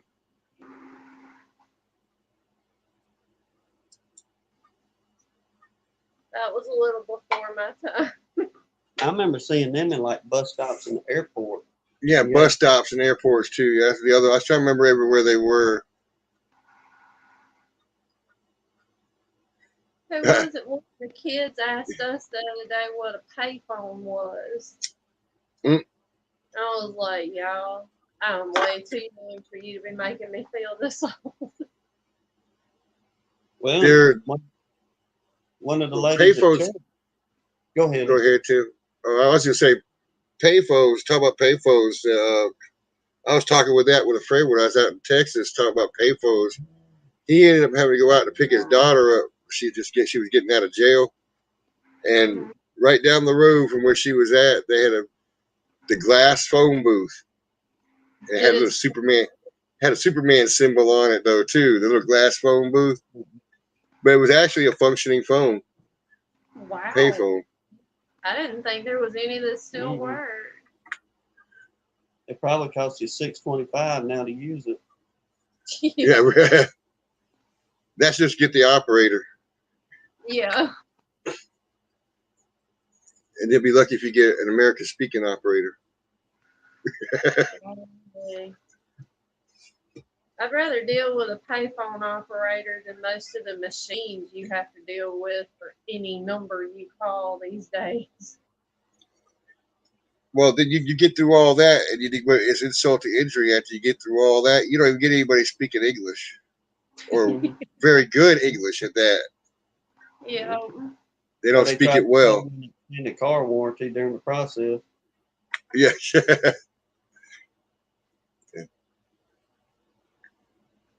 And Shane's talking about coin operated jukeboxes. I remember eating breakfast at Walgreens at the counter, and they had the coin operated jukeboxes connected to the big jukebox. You pick your own songs right there at the table.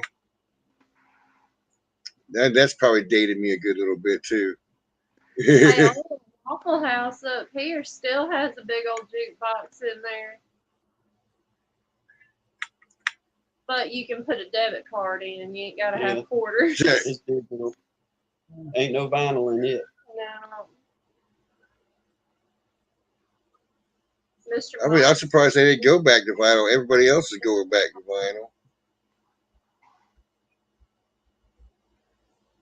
Hey, James Noel made it to Texas. oh yeah.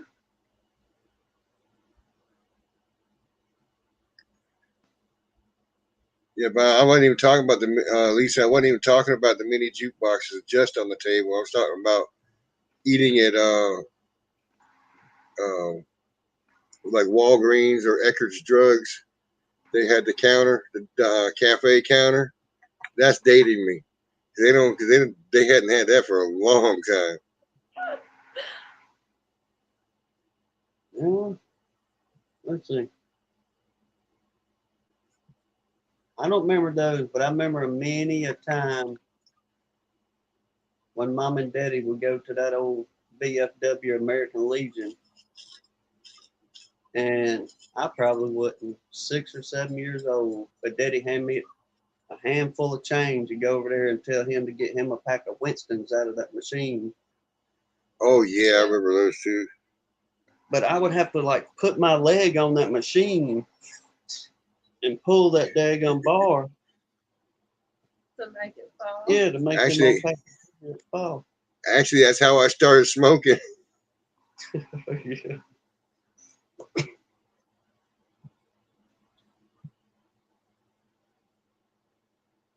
But I don't even know if they have anything anymore for folks in the. It's been so long since I've been in any one of them places, but I doubt it. Very seriously. I think I saw the last of those in 1986. I was in Ohio visiting my grandmother in Youngstown, Ohio, and they had a little. Well, I don't know if it was a Waffle House or Huddle House, a little place like that. Had it right in the breezeways that came into the restaurant.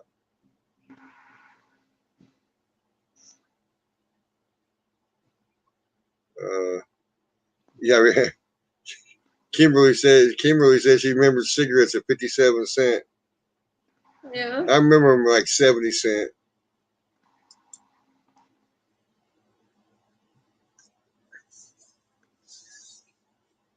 Yeah, 70, 75 cents. I've been smoking a long time. Sound like my football. mm.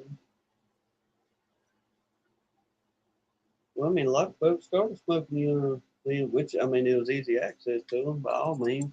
Just tell them you're going to get a pack for, your mom or daddy. You could go in a filling station and snag you some as a preteen or teenager Mhm. until they Well, went to talking to your mom or daddy. Did you get them smokes? What you talking about? My mom would always send me with my dad when he went to 7-Eleven to get cigarettes. So they always saw me with my dad when he was buying Pall Malls, non-filters. And when I started getting me a little allowance, I snuck off to 7-Eleven myself and started buying some, thinking I was going to be the man. Yeah. Did you see Mr. Mike? He said the flow started today. I had a dance around the bee yard, but my back hurts and I can't dance. Yeah, I can't dance. Finally, Mr. Mike. I told Yes, him Galloway, I did. Yes, Galloway, I did roll my own cigarettes. Where's Frank at? It's either on Sarah's or she's screaming out too. He might be over there. I don't know. I tried to pin it on ours to everybody come over here and chat on your channel.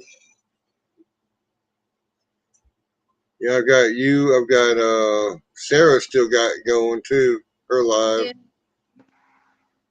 Yeah. So we got 32 people in here. It's not bad gathering total.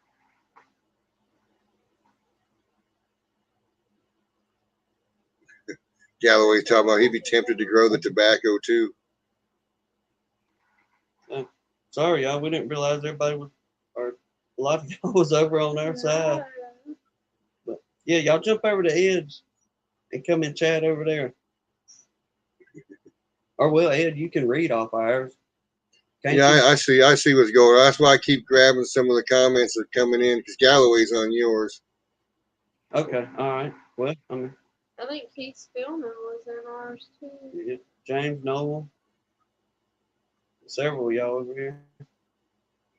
Well, y'all, we apologize. We wasn't ignoring y'all. No, but we flipped back over to Ed's channel. I thought first everybody would chat over here. But hey, he can see them already. Yeah. Yeah. Yeah, I'm trying to quit. I've slowed down. I'm actually at 10 cigarettes a day now. That's pretty good, Ed. It's driving me nuts, so I get stressed easy. I'm sorry, Mr. Mike. He said I was over there talking to you guys and nobody's there.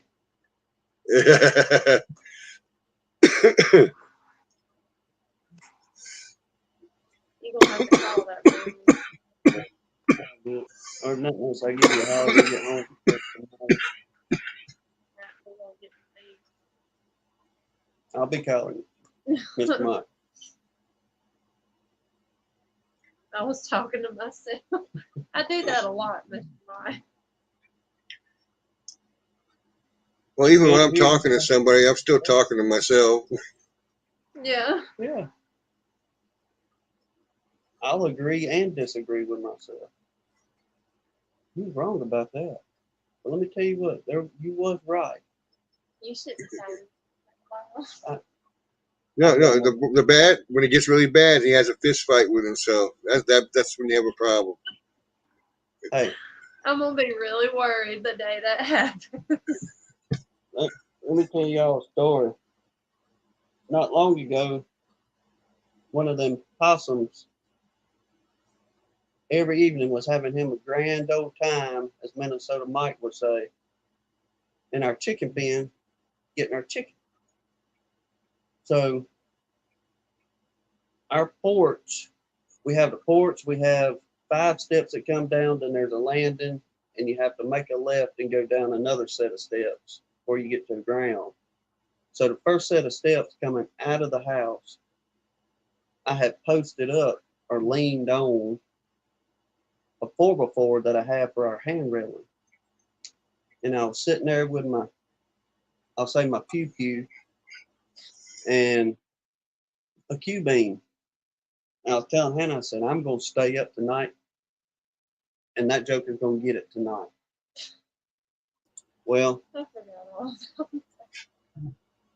y'all, from the top step down to the ground is probably about 5.5, 6 feet off the ground.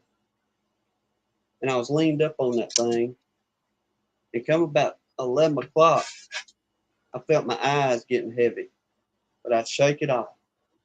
I was like, all right, you got to stay awake, got to stay awake. I'd shine that Q-beam out through there, never did see the possum. Well, before I knew it, I done dozed off good, and I caught myself, and I woke up.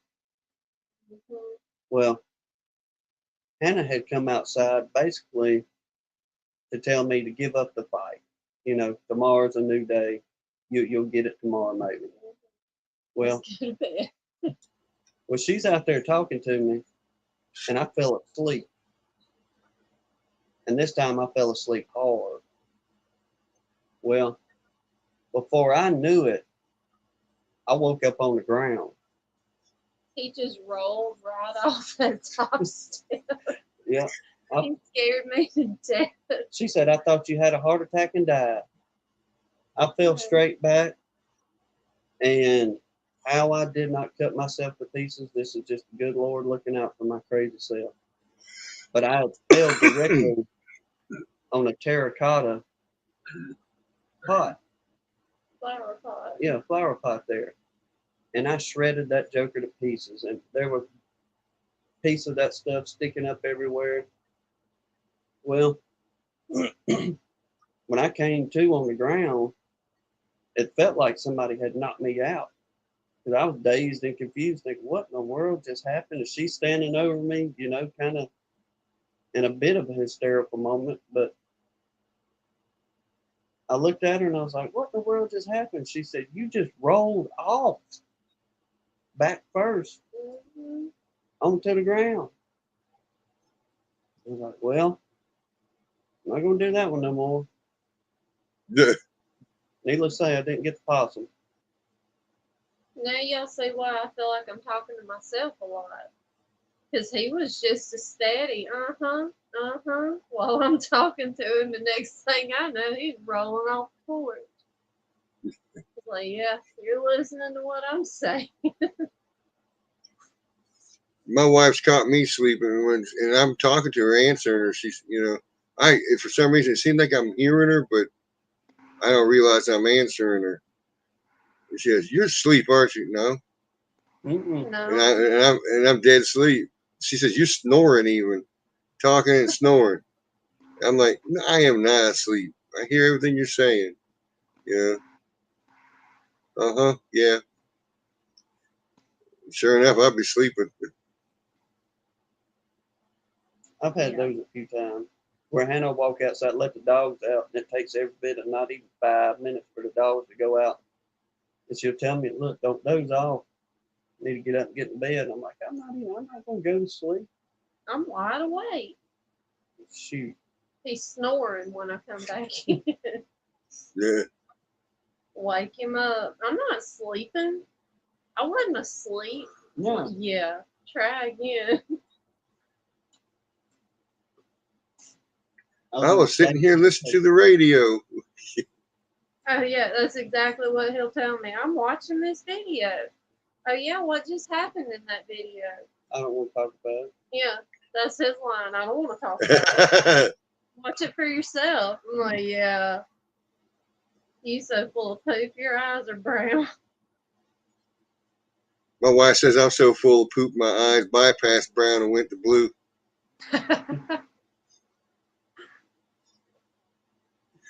I had about, what mama say, 5, 6 years old, and they changed to brown.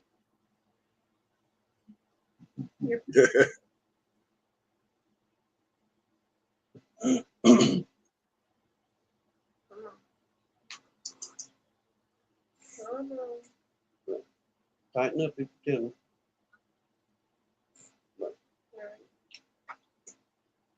Well, Ed, are you gonna try to? Excuse me, Jasper. Yeah, by all means, but Are you gonna try to order you a little bit more equipment, or you just gonna hold off on what you got? And, I feel I'm gonna have to buy some more deeps because I have a few shallow, medium frames in the big boxes right now. But yeah, I'm gonna have to order some more at least deep frames. I'm gonna end up building boxes because I mean even the averaged out is that I ordered 80 frames, 40 deeps, 40 shallows, and foundations for all of it, and it all boiled down to $1.25 each, which is not a bad price. And then shipping was $60. So I'm I'm not upset about it, but it's a big expense at one time to buy just 80 frames. yeah. 'Cause I was looking to buy 100 frames from a supplier, and just the frames would have been $150, and that would be just one size of frame. If I wanted to order the deep, it'd be one size, and so that means 150 for the shallows, 150 for the deeps, mediums and deeps. So that'd be $300 just for frames. Then you gotta order the foundations, and they sell them on $100 packs also, and I think they're almost $200. So you're talking about, I mean, it's a lot more to invest in. I mean, my equipment's starting to cost me more. So these girls got to produce some honey this year for me to buy some more stuff for them. Yeah. Yeah, they got to start taking care of themselves. we've got to go over to, it's more Hurley than Pascagoula, but run over there and see the bee guy over that way and get some boxes and frames ourselves. And if it works out, I'll let you know when we go. If you need, we can pick you some up and save yourself on that shipping. And if you have to, we can meet you in Pensacola. Because I mean, by the time we get into Mobile, it ain't another 45 minutes to be to Pensacola. What if when we go to meet Rick in a month or so. Let Rick fix that going right past where Ed's at. Mm, No. no, it would be running straight up 65 instead of being over there on the other side. Oh, you're gonna run up higher and hit 70 and run over or something, aren't you? Yeah, well, we're going, if the Lord wills and we can run up that way and meet Ricky, we're just going to run straight up 65. Because if we took between 65 or Highway 43, it's only like a 3-minute difference. So it's just easier for us to take all interstate and not got to worry about going through the little hick towns and all that mess and worrying about the 50-50s pulling you over because you do 2 miles an hour over the speed limit. I don't think anybody knows. That joke. The law. Drive through Hickagula, right?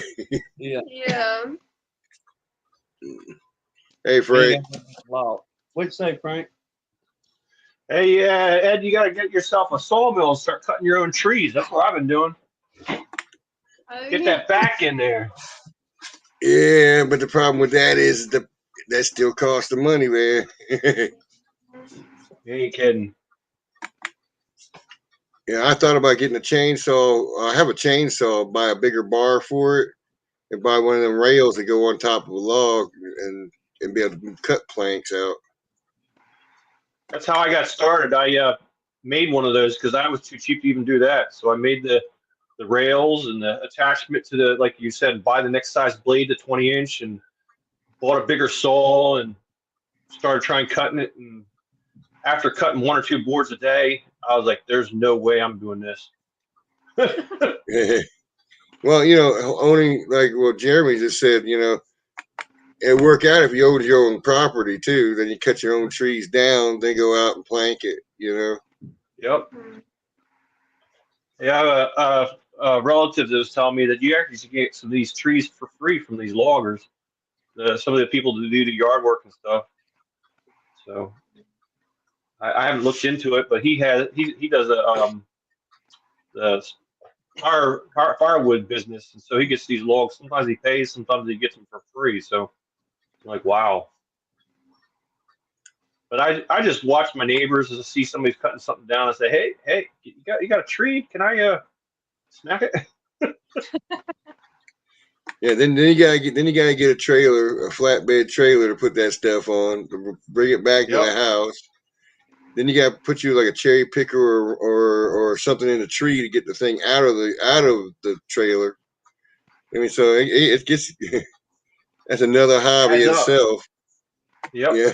Yeah, I put a hitch on the front of my truck, and so I can put a coffin trailer that I turned an old, actually 2 trailers. I turned into a coffin trailer with a hitch on it, and I just back it over top of the log and lift it up and drag it onto because my wife won't let me spend $50,000 for a tractor. So there's that too. I'm just thinking. Man, I'm telling you, if I hit the lottery, I'm getting me some property and I'm gonna build me a doggone honey house. Try to work on some sort of big yard out there and maybe even supplies, beekeeping supplies. So I can just take it off the shelf then because it's mine. Sell the rest of it. Well, I'll tell you, it takes a lot of time. The weather is cold and miserable in the winter because I've been doing it all winter, fighting it, trying to get myself motivated to get out there and do it. And then it rains and it's miserable. And then the summer comes and it's hot and it's miserable. Yeah. You only got a few months between the winter and the summer on both sides of it. You can actually do something. And then you got to get in your hives for those months. Yeah. Oh, man. It's free to dream. That's it. Yes, ma'am. Yeah, it's free to dream, Sarah. Yes, it's true. So, I'm not counting on it. I'll buy a ticket every now and again when it gets up to like, the hundreds of millions, whatever it is. Rodney Middleton's hitting a sore spot. Oh no. I wasn't gonna say that. He's hit the sore spot. I was extracting in the tent last year, and a windstorm came by and just took me out 60 gallons worth of honey. Took the tent too? The tent too, the camera. I had to rebuild the extractor. What, I had to buy a new 60 motor and switch for it. It's 60 You're pounds of almost like honey. these guys out in the city where they live on the street people. A tent beekeeper. I love it. Well, I figured, well, it was a screen. You know how you have those big old screen porches in the backyard with a tent? Yeah. Well, I figured, well, I set it out there in the yard, set some pallets down with wood on top of it, bolt everything down, and then just worked it out there. You know, just come in through the screen with the stuff after I collected the hive, right back out to the bees who'd go. Well, it didn't work that way. I've not had any success with those pop-up canopies. They're like 50, 60 bucks. Some of them are 100. You put them up and you forget one day. You're, I'm going to leave it overnight. It's no problem. And it pours rain. The thing collapses and you lost 100 bucks, 50 bucks if it's Harbor Freights or something. And yeah, that tent was $150, not counting the money. So I lost $600 worth of honey in the and had to pay about $8 to get everything rebuilt. Mm-hmm. the garage. So that was a learning experience, and it's all live on video. It's all on YouTube. That's why I say I put all my raw video out. I think the title of that video was how to lose 60 pounds of honey and an extractor in one swell swoop. Yeah. Was the title. I use my canopy so I can beekeep in the rain. It works pretty nice. Yeah, well, see, the thing was, it had rained hard earlier that day, right? I said, well, usually when it rains real hard in the morning or whatever, or during the day, it'll rain. I heard the thunder in the background behind me. My wife kept saying, and this would adds insult to injury too, as my wife says, there's a storm coming. I hear the thunder. It shouldn't be that bad. Shouldn't be that. You need to get in here and stop doing that and come in. And I'm like, I'm under this. I'm fine, right? Well, it started coming down rain. It started getting harder. And when the rain was coming out so hard, all the little holes in the screen got filled with water. So now it's a wall. There's no airflow. And when the wind come whipping in, it just grabbed that thing and just flipped me over, the camera, everything. So,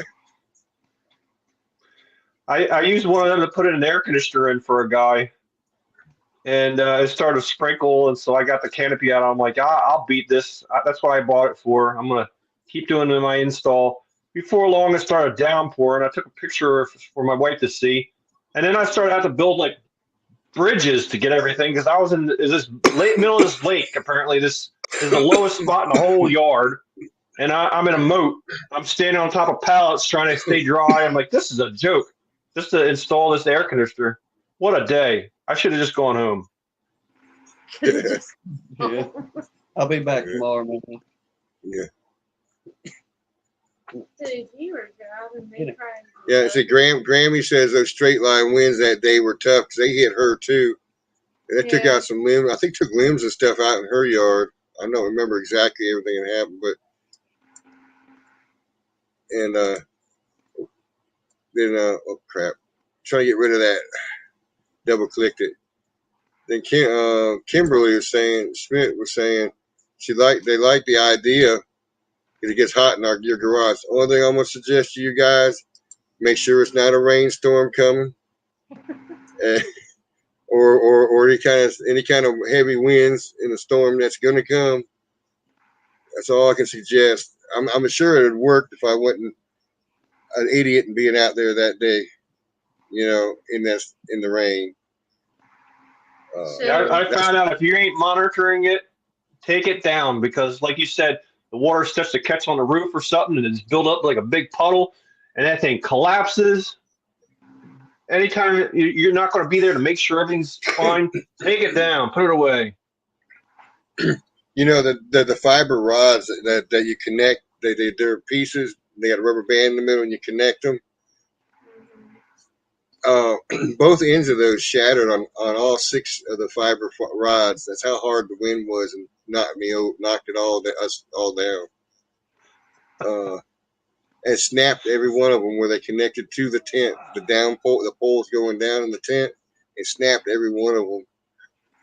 And I mean, granted, it wasn't but $150 for that thing, but still, one use and it was gone after that storm. Because of that storm.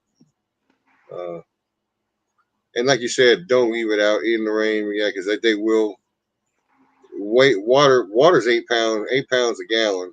So if those if everything's nice and tight, it works fine. But that one time something gives it starts to build up, and oh man, it starts pulling where it's loose at, and then, yeah. Well, they could have given England like, yeah, not to buy one now. Like But we get enough material where a lot of times people say, well, just hold on to that extra 4x4, take it with you, or what have you. And I've got a stash saved up, but to build like a little, that you've been supposed to build a shed with. no, that's a different stash. Yeah. That's a different stash. Yeah, that's a different stash. That's my shed. Yeah. But to build, say, like a little 16 by 16 lean-to, and just throw some screen or something around it. Yeah, I would put the screen around it because I tried doing it under my carport, and I didn't have any screen up, and those doggone bees were in everything. And had they, because it was away from them, but they still found it, because when you come back with the frames, you don't get all the bees off of those things. So you have a few bees that are sitting there eating the honey, and they'll go back to their hive with it. And next thing you know, their hive is coming there to pick up the honey. So you have an audience. Yeah. Sarah said an ounce of prevention equals a pound of cure, and I'll tell you also too. 2020 is hindsight. Yeah. Every time. Yeah. There you go. I like Rodney's idea. Put it under the carport. Then they don't have to worry about and then screw it down to the concrete probably. But yeah, they're like a windstorm. Well, the trailer, if that would have probably worked, because then the trailer would have broke most of the wind. So You don't get like they have on their Epcot, the big round ball, and they have this wind tunnel underneath it when the wind comes. Yeah. Sometimes underneath is worse. Kind of the way it funnels from the buildings and stuff, the wind kind of compounds itself. Well, it's like pushing water through a narrow tube. And maybe a lot of water on one side, it gets faster and it gets more pressure. Hey, Russell. I wonder why DC doesn't use his camera and pop in here. Yeah, I mentioned something about that earlier too. So did he give you a good answer or was it a bad answer? I don't remember what the answer was. It's been a while ago. It needs an update, I guess, right? Yeah, he's trying to figure out positioning on cameras and stuff. Yeah, I think he's going to do something different with it. Well, I'll show you how I position mine. Yeah. It's on a toilet paper roll and a remote to the TV, and it sits right there. And he dropped himself playing with it. He said he doesn't want to. He doesn't want to, yeah. I think that was the excuse earlier. Uh-oh. Yeah, now dinner's going to be ready soon.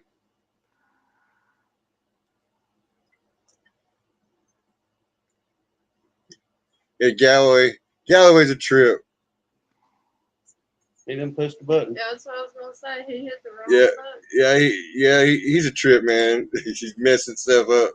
Trying to show I how didn't know his setup Mr. Buttons. No, that was horrible. is. I didn't touch anything. I just turned it around. Loose connection. It's a cell phone. It's all one plastic blob. You can't even change the phone batteries anymore. It's all included. No, No, you memory can. sticks. You can change your battery on them. How do you do that? You gotta unglue it. No, I rebuilt this phone here. It shattered the screen on it, and the chassis is inside. Once you take the frame off the back of it, it'll pop away from the thing. It's got a chassis, the screen, the touchpad, all of it's in one piece. You just move the incidentals like your earpiece, your vibrator, your that's a wrong. Oh man, don't take it that way. I knew it came out wrong when I said it. When it rings, it has the vibration. This little device that does that. The speakers on them, the cameras will all swap over, and you take those little pins off of it and move it over. Well, the new chassis doesn't have the battery in it. So what you do is you have this little thing. It looks like a giant spatula. These here just these little. It looks like a guitar pick. You separate the plastic off the back, and then a pair of tweezers. You disconnect the little ribbons, and then the thing looks like a little spatula. You get it up under the battery, and you just wobble it back and forth. They're not real firm. If you're too hard with them, you'll destroy the battery. It's like a lithium cake, is what it is. You didn't have to do the heat thing like they used to do. No. You used to have to heat the whole thing up evenly and try and break the adhesive and. No. You don't want to put heat on that battery, that lithium battery. You'll make it catch fire if you do. So, but it's what it is. It's all like little adhesive stuff. All you gotta do is just pry it up, replace the adhesive on the back of the new one, stick the battery on there, and go. But you can order a battery and do the same thing and remove it. All that, the whole back plate will pop off from the screen. All the way around the screen, it'll separate. Yeah, I used to do that with the Galaxy S5, but in a 4 and a 3, but I have not done the 22. I haven't watched any videos on it yet either. It's not hard. Done it. To buy it because you take it to a shop, someone put a new screen on it. You're paying $150, $200 to put a screen on it. This is a Galaxy X, 12 S12, and if you take it anywhere, you're paying $150, $200 for them to do it. Where on Amazon, I can buy it for like $23, and with all the tools to do it. Are you serious? Now, I made a mistake with my daughter's phone. We did it, and we must have gotten a generic screen, and we went to put it back on. It doesn't quite line up. There's like the electronics was a little thicker than it's supposed to be, so it doesn't sit quite right. I guess that's why the price was so cheap, but it works. It's just that it doesn't seal. It doesn't sit right.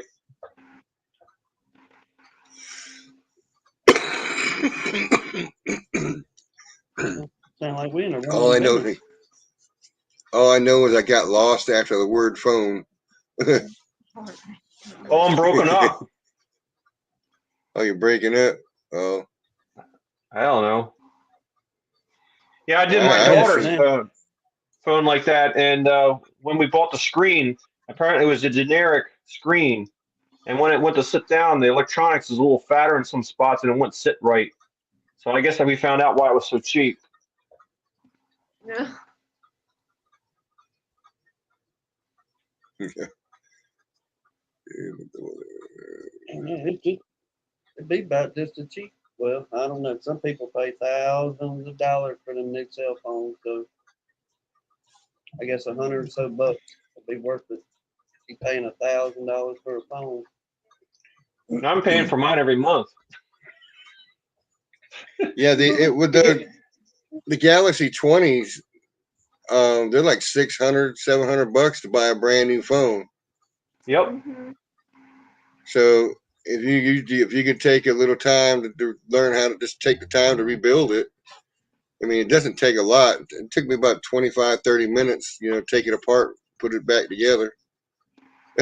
Mike says, get a hammer. Yeah. Yeah, the reason I got a new phone is my Verizon dropped me one day, and they wouldn't tell me why. And then eventually, I found out through the grapevine it's just because they made my phone obsolete, and they wouldn't deal with me anymore. So I dropped them too. So I went to somebody else.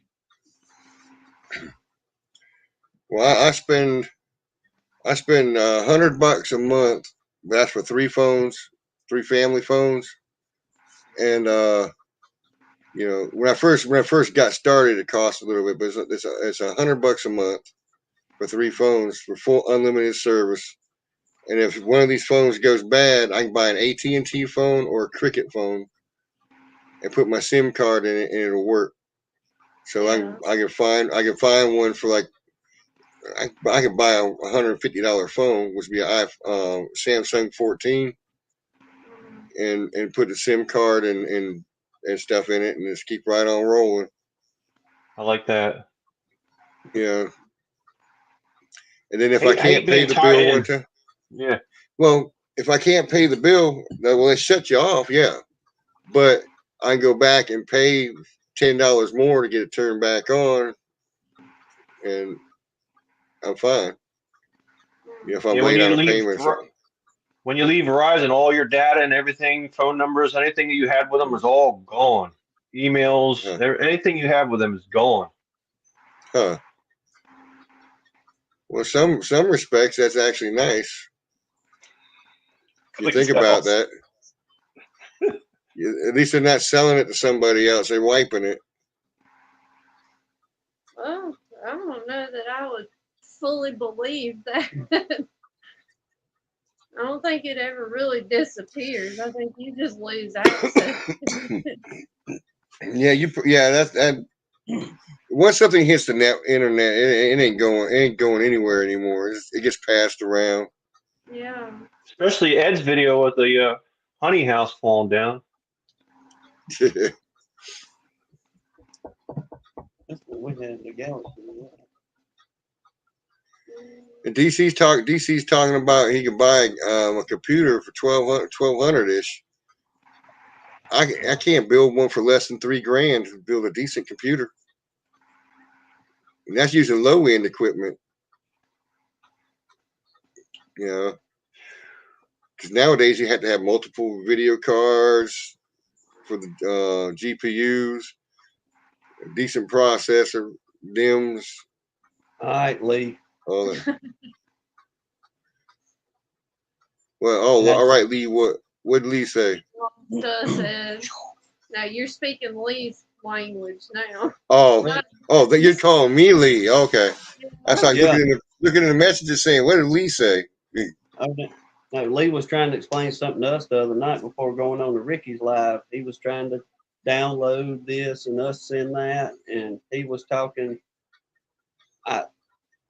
It was 3 letters in He this. was just talking file types, but he Oh. had lost him completely. I just told him, I said, call Hannah on her phone. Buddy, I appreciate you, but I don't know what you're talking about. I told him, you should have seen the smoke coming out of Tim's ears, his brain trying to process what you're telling him. Well, see, I worked 10 years for Dell Computers, building laptops, servers, regular work PCs, and gaming units. That's all I did for 10 years. And Wow. Well, I should ask you then, what's a server? I always wondered what a server is. Isn't it just like a computer just told to it's do differently? it's basically a computer. What they do is they take multiple hard drives, and there's 2 ways they set it up. One way it's called striping, where part of your information is spread out. Let's say you had 16 hard drives on it, all right, and they're all terabyte a piece. That's 16 terabytes. Your basic information you put on there is spread across all 16 hard drives, but it's broke up. That's called striping.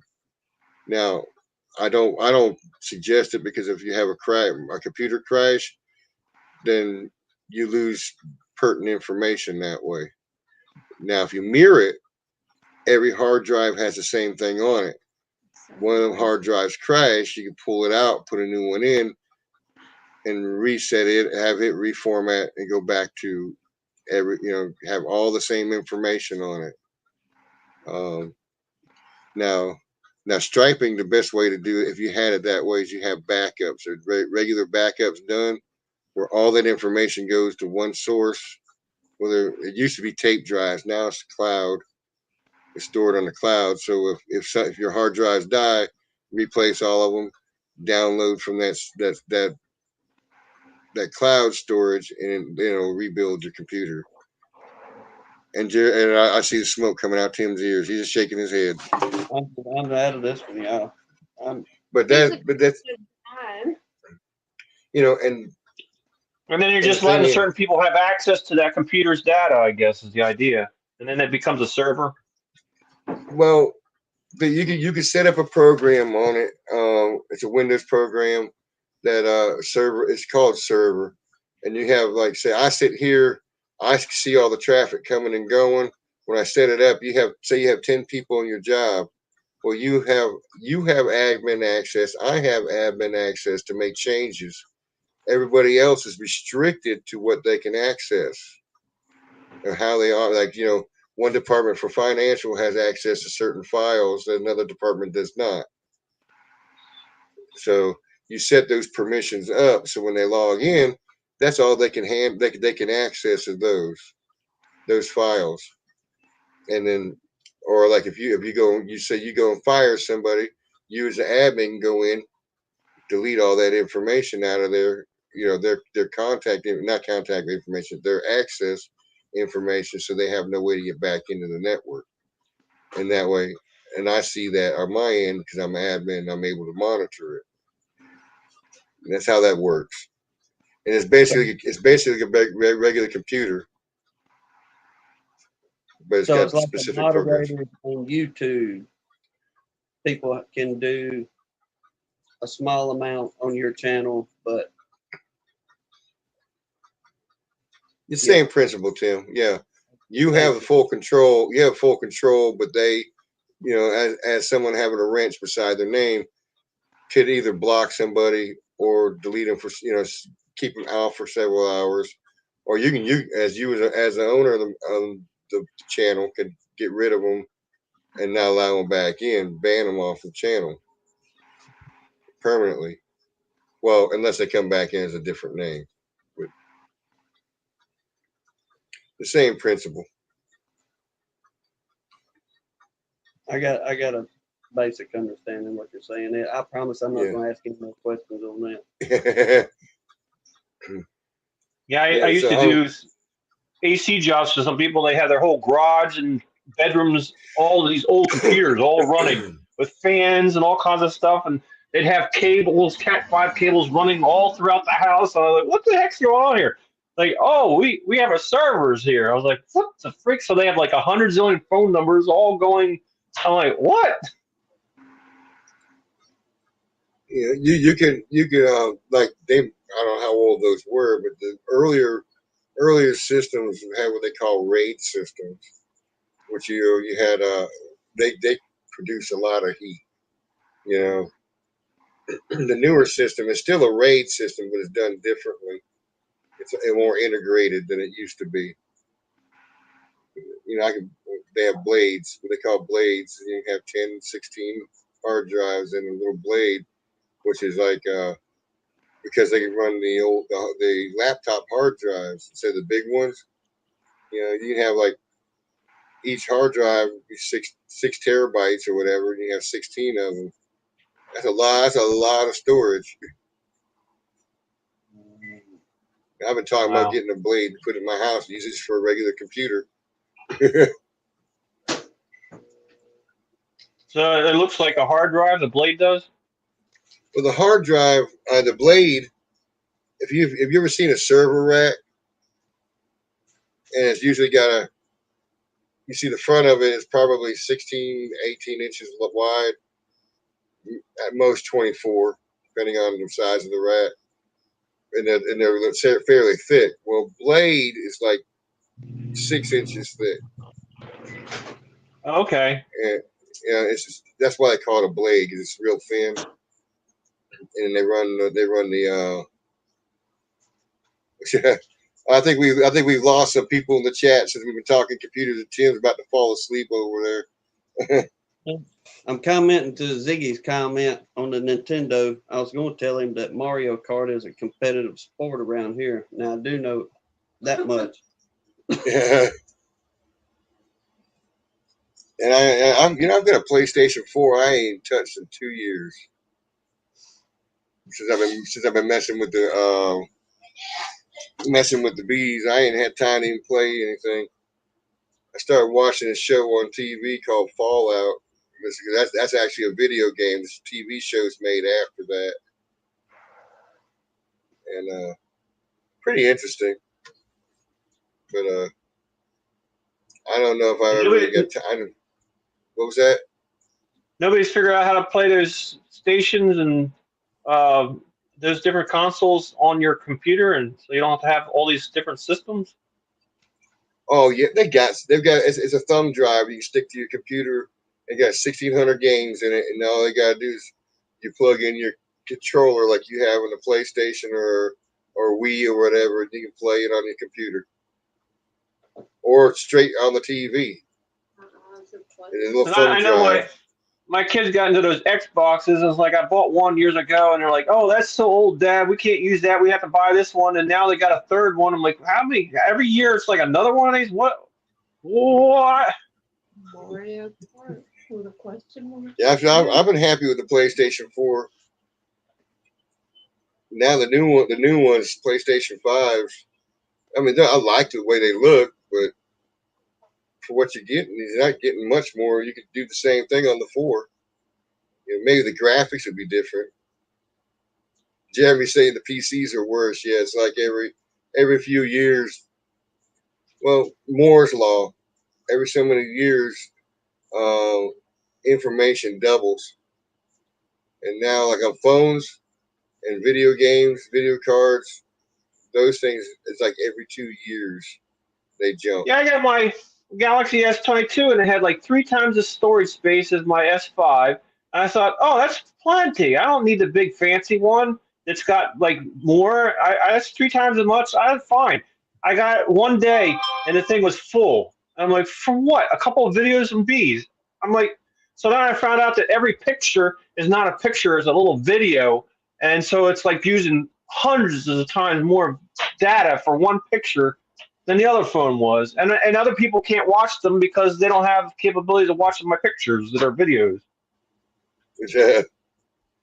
And I put them on my computer, and I can't open them up because it has some thing that I don't have this. I have to pay for another thing to open them on my computer. Is it the video or just the pictures? The videos is I was doing TikTok, and you take videos from a TikTok, try and put them on your computer. They don't work. You can only watch them on your phone. So then what I would do is I put them in an editor, edit them, change them to something else, and then I could watch them on my computer. Because I'd store them as a backup, but then I wouldn't open them. I can't open them. So what's the point of a backup if you can't watch them?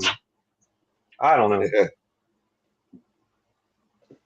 Yeah, it's just trying to make everything proprietary anymore. And then I just got kicked off a couple of days off of TikTok for no reason. It just said violation of our something things, and you've been voided. So it was either that train video I did, or it was looking at the sun when they did the eclipse. I don't know, or something else. I don't know. Maybe I got hacked.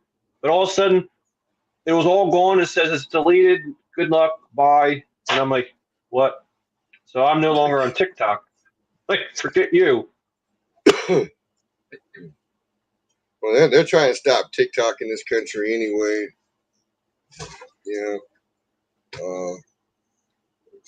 Some states are even trying to ban any people from being able to use it.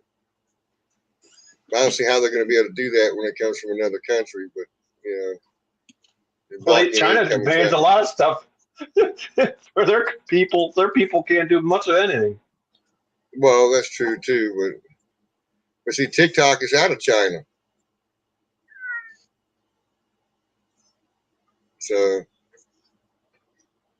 Yeah, I still wonder if they're just a lot of this Wi-Fi fancy. Hey Google, do this stuff. All these chips. I wonder if they're just data collections for their whatever. well, you think about this: if they're running an AI program or a simulation of how people do things, why not get goofy gestures to get people to do certain things? So they just collect that information, keep collecting that information, and it's ridiculous. I'm sure they collect information off of this too. They know how we think. Well, I mean, they do Yeah. because you can't do anything without them having access to your voice, or you can't have access without getting to your pictures and your videos Yeah. and all that. And the only social media we've ever had was or have is the Book of Faces, and oftentimes we don't hardly get on it much. And the YouTube is, I guess, my biggest thing because I can pick what I want to watch on YouTube versus turning on the local TV and you only get so much of the nonsense that's on there nowadays. At least with YouTube, I can rummage through and at least pick what documentary I want to watch or, beekeeping videos I want to watch. Am I a big fan of pushing that allow button? No.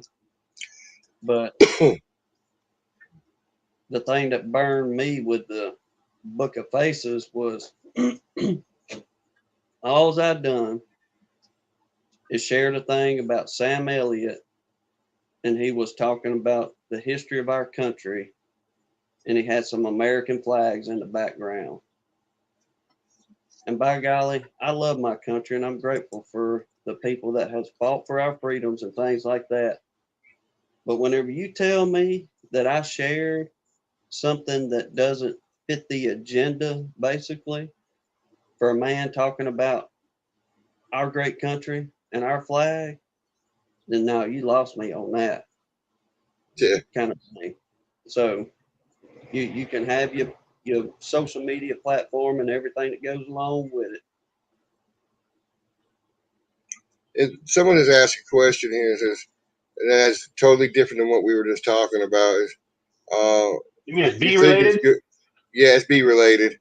Do you think it's a good idea to have a swarm trap or an empty hive on the same stand with bees? I don't think it doesn't matter.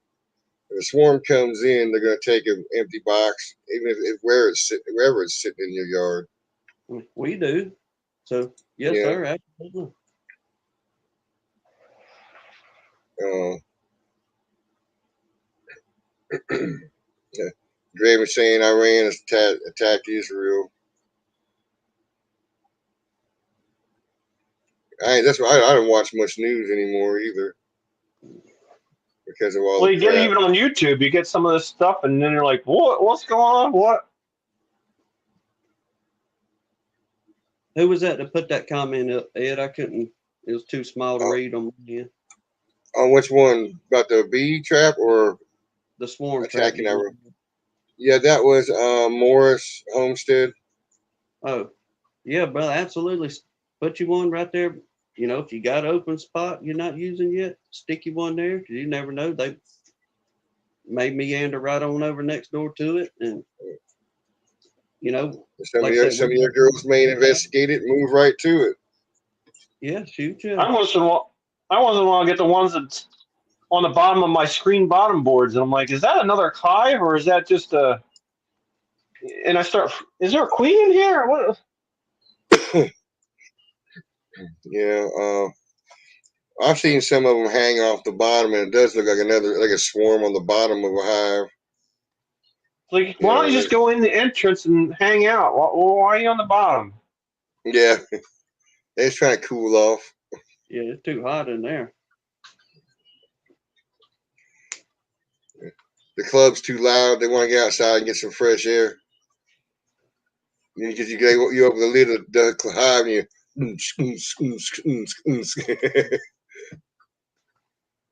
Oh, ours Okay, will go that part in here. Come summertime, well, about June, ours will really start bearding because we'll be in mid 80s on into the 90s with 100% humidity all the way until mercy. Probably about the end of October, we'll kind of start backing out of that humidity a little bit, but yeah, it'll look like a swarm, but it won't be nothing but then just bearding on the front in the evening time. And they're going to Yeah. start boxing those hive beetles and selling them, right?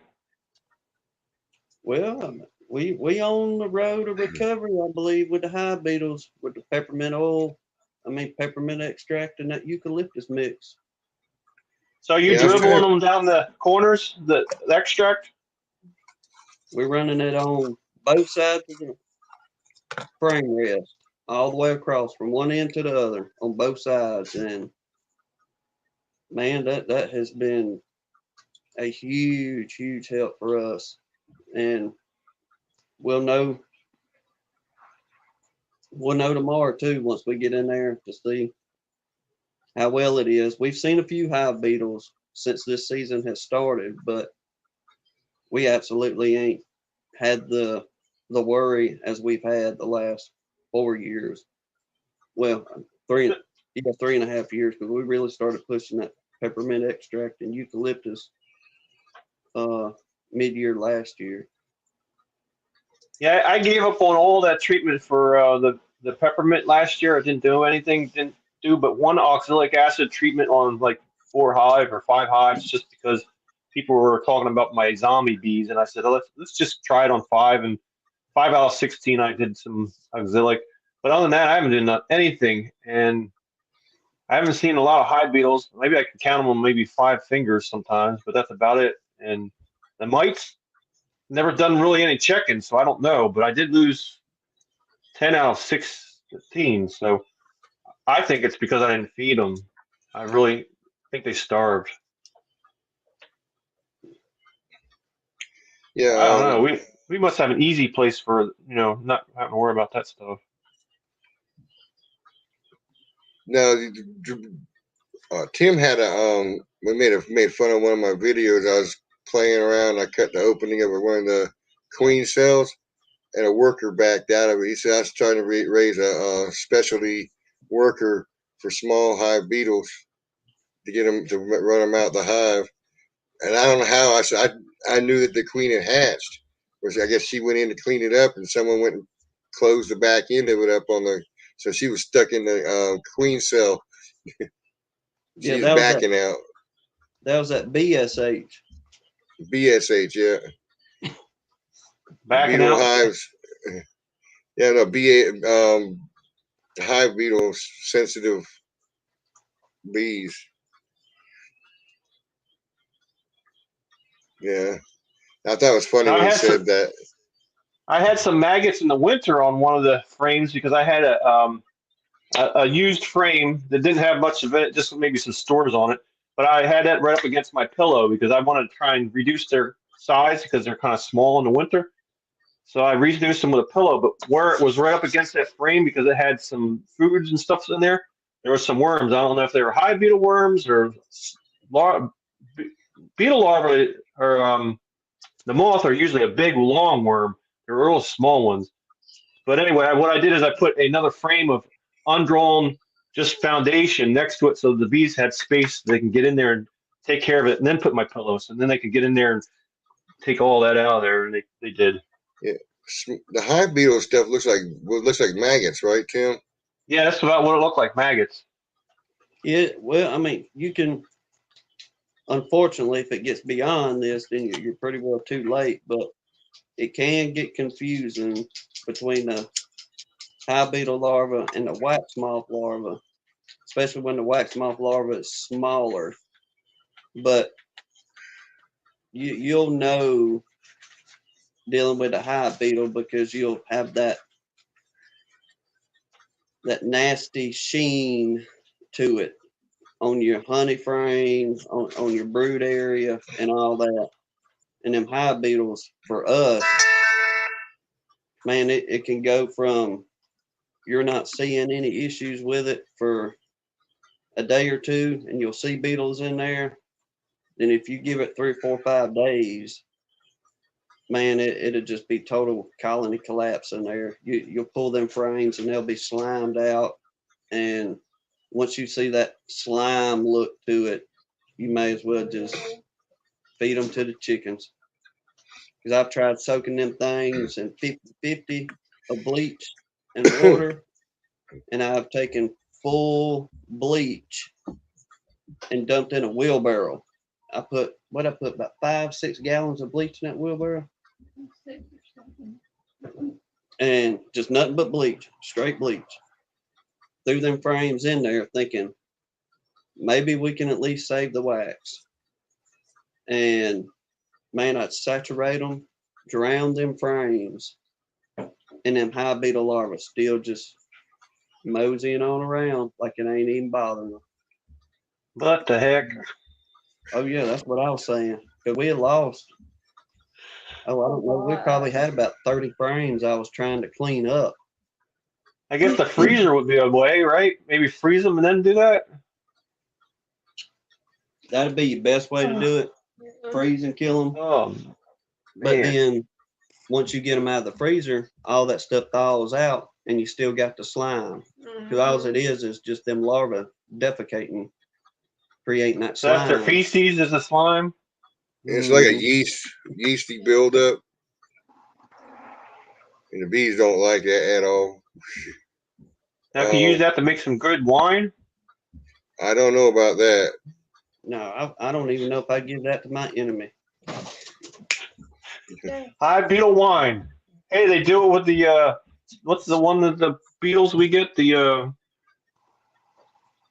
spotted lantern beetle. The moth. Yeah, spotted lanternfly. We get them. They make honey out of that. Why not? And actually, they're finding out that, Manuka honey, its medicinal properties.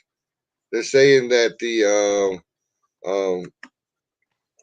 honeydew has the same qualities to it.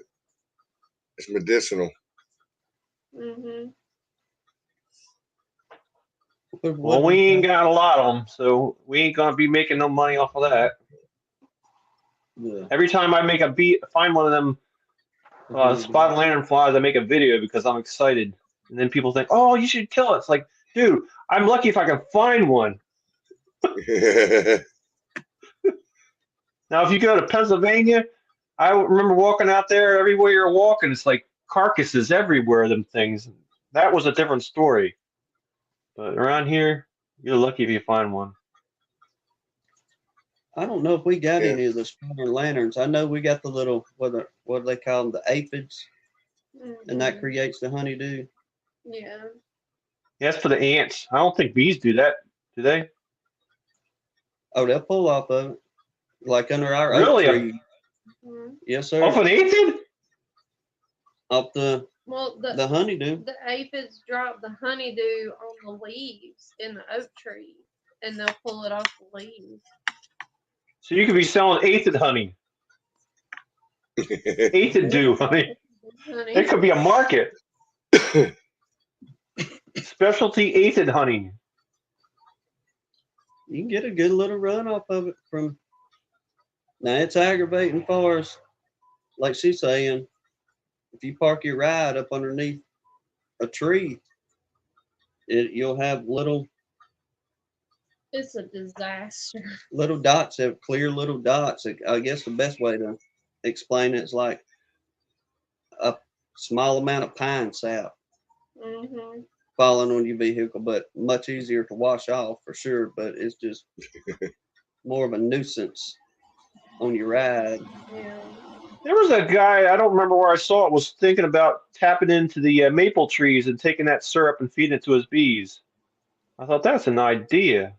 About that in a chat not long ago. Y'all don't Yeah, waste I that thought- stuff. Send it to me. I was thinking, I was thinking about doing that with the red maples here. Have it go into a bucket and let the bees eat off of it. I may not be able to. It's a sugary syrup, sugary sap. I don't know if we get cold enough for it, really. Because I mark my sugar water with the red dye if I have apis in it, and the green dye if it's non-apis, and I can see where it's stored. And I'd be like, maple syrup, I'll make another color. And when it's stored, I was like, yeah, this is maple honey. Ooh, bottle that.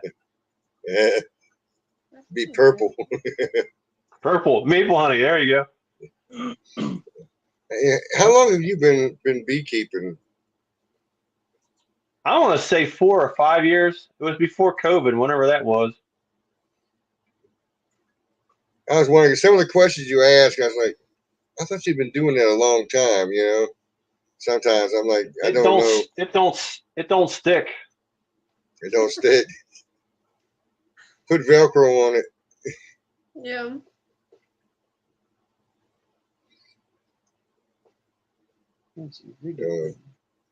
Yeah, some of them shorts you do sometimes are pretty funny. And I like to, I mean, hear people say stuff, but I like to see it. Like Fred Dunn's the one that got me going to videoing stuff. He says, put it on video and prove it. So that's my whole dream is just, you know, take a video and actually have documentation rather than just reading out of a book. Kind of like, I'm from Missouri, prove it. Show me state. Yeah, that's what the professors used to tell me. He says, yeah, you read that book. Oh, that's nice, but prove it. So then you have to go to science lab, get the electronics out there, put the resistors and capacitors there, and take the readings and say, yes, this is what the formula says, and yes, this is how it comes out. And so now we can believe it. And that's the way I kind of deal with beekeeping. It's like, all right, I hear it. Unless I see it, I don't believe it. And even if I see it, it's that one moment because it could change. Well, and that is the whole thing about a lot of things that go on with beekeeping. You know, I think the only thing it is consistent is that not everything is consistent.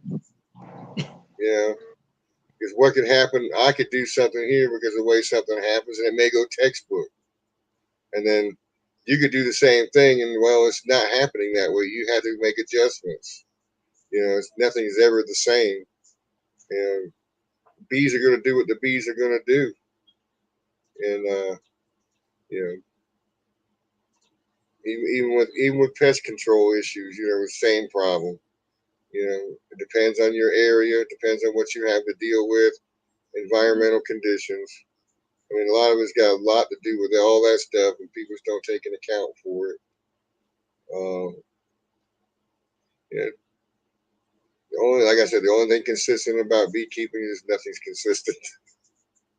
Yeah. I got a call again this year. I got a couple last year, but I got another call from a landscaper nearby saying that I'm on the bee list, so I have to be notified when I put down the sprays and stuff because I'm within the 5 miles. And I'm like, all right, every time he gives me one of these notices, I'm like, well, what the heck am I supposed to do with these bees anyway? What am I going to put them on a tent and say, don't go out today because there's poison? And it's like, now I got 16 hives. It's like, all right, now this is even worse. 16 hives, I got to put tents on? But I don't get it. Are they spraying for mosquitoes, or what are they spraying for, Frank? It's a golf course, so who knows? I don't know. Maybe it's their flowers. I don't. Okay. Maybe it's Roundup for all the weeds, and so the grass looks pretty. They don't really tell you. But this last one, he says, "Oh, we're spraying tomorrow, but it doesn't say it hurts bees, so you don't have to worry about it." I said, "Oh, good," because I haven't done anything with it every time you tell me anyway. Because what am I supposed to do? Because he says, well, it might be this time, it might be this time. So, and then there's a delay. So that's the next day. He's like, by the time I'm done, it could be a week and I'm waiting for this thing to happen. Yeah. Like, so your nerves are a wreck by the time you finally end. Don't go out today. Yeah, what the heck? It's nice that I'm notified, but now I'll know if they all die. Yes, it's probably what happened. What good is that? Yeah, really. Well, and then I you don't can't know. do anything because they notified you about it. So they're responsible for killing all your bees, but you can't do anything because they called and said, "Hey, I'm putting the stuff out. What am I supposed to do about it? What can I do about it?" I don't know. It's a joke. Yeah, I And the mean, funny thing is, before I had bees, I didn't care. I'd do whatever I felt like. I had no idea it affected people. how much the stuff have actually affected people, much less bees. Yeah. Some poor person, oh, my bees died. Thanks to this moron somewhere around here. We ain't got a golf course close by, but we got plenty of farm fields, and thankfully, my buddy Lance has talked to. It's pretty much the same people that spray or put the fertilizers down, whatever they're doing out in these crops. That they're good old country folks. Many of them have bees themselves, and whatever they are putting on the fields, we can trust whenever they say it. Look, what we're putting out here absolutely ain't going to harm your bees, and so on and so forth. And thankfully, whenever they do spray, and we've got a big field right across the road from us over here, that whenever they plant whatever they're going to plant throughout the year, and they do put,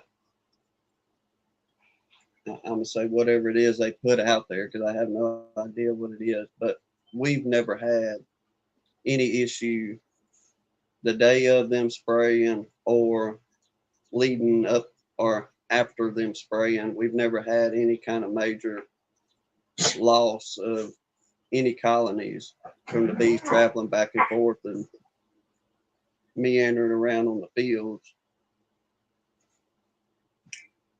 Now, I was sitting there thinking about, sometimes they'll pull the sprayer rig behind the tractor and they'll spray. But I've been seeing people near our area who do aerial spraying. Now, I'm wondering which was really worse. I would think aerial because they're dropping it in the air, and airflow is going to carry it more than they would on the ground spraying it. Yeah, I remember the days they used to do the Japanese caterpillars. They do the aerial sprays for like weeks. I can't imagine what are the beekeepers doing during those times. They tell you to stay inside, and school will be closed, and I'm like, wow. Now they do the same over here, Ed. Whatever they doing is they pulling behind the tractor. Now, if you go over to the county across the bay from us over here, Baldwin County, now you'll see them old crop dusters flying all over the place over there, hitting them fields. But I don't know of anybody on this side of the bay in our county that does any kind of crop dusting. Everybody else just got an old tractor and they got the sprayers behind it, and when they're leaving because you'll get behind them. There'll be a line of tractors and that fertilizer dump truck, and everybody moving on to the next field. Mark says if they're going to spray, take the top off the hives, and all the old bees will stay with the hive to protect it. They won't fly Really? off. I've never heard that, but that's interesting. There you go, folks. That's kind of what you do when you have bee inspections and you got robbing going on in a herd. You just take all the tops off and let them all beat each other up. Well, DC says if you take all the tops off, then everybody goes back to their own hive to defend it, and that'll stop the robbing.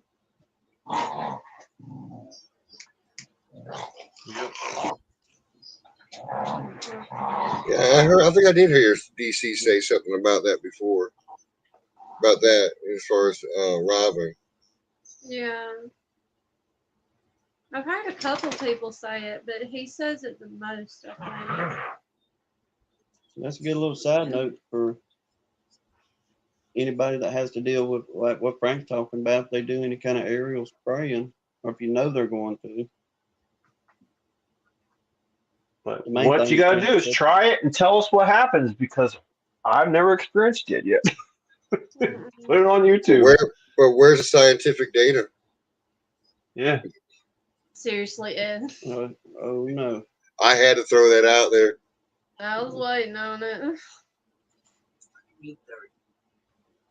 Well, y'all, we fixing a mosey on Jasper, get wound up, get them fed and tucked in for the evening. Yeah. Yeah, I'm being paged too, guys. So I'm gonna go ahead and I'm gonna wind it up tonight. I hear you, bud. We enjoyed it, man. Frank, it's good to see you. you. Y'all have a good And I Christmas. enjoy everybody coming in. I enjoy, hit that like button on the way out. There you go. So- Y'all do We'll that, get it man. for you, Ed. All right, y'all. Y'all so- take care. So I'm gonna say it before I go. What I usually say is, God bless you and your bees. Be good, behave, and be hive. See y'all later. All right. Bye.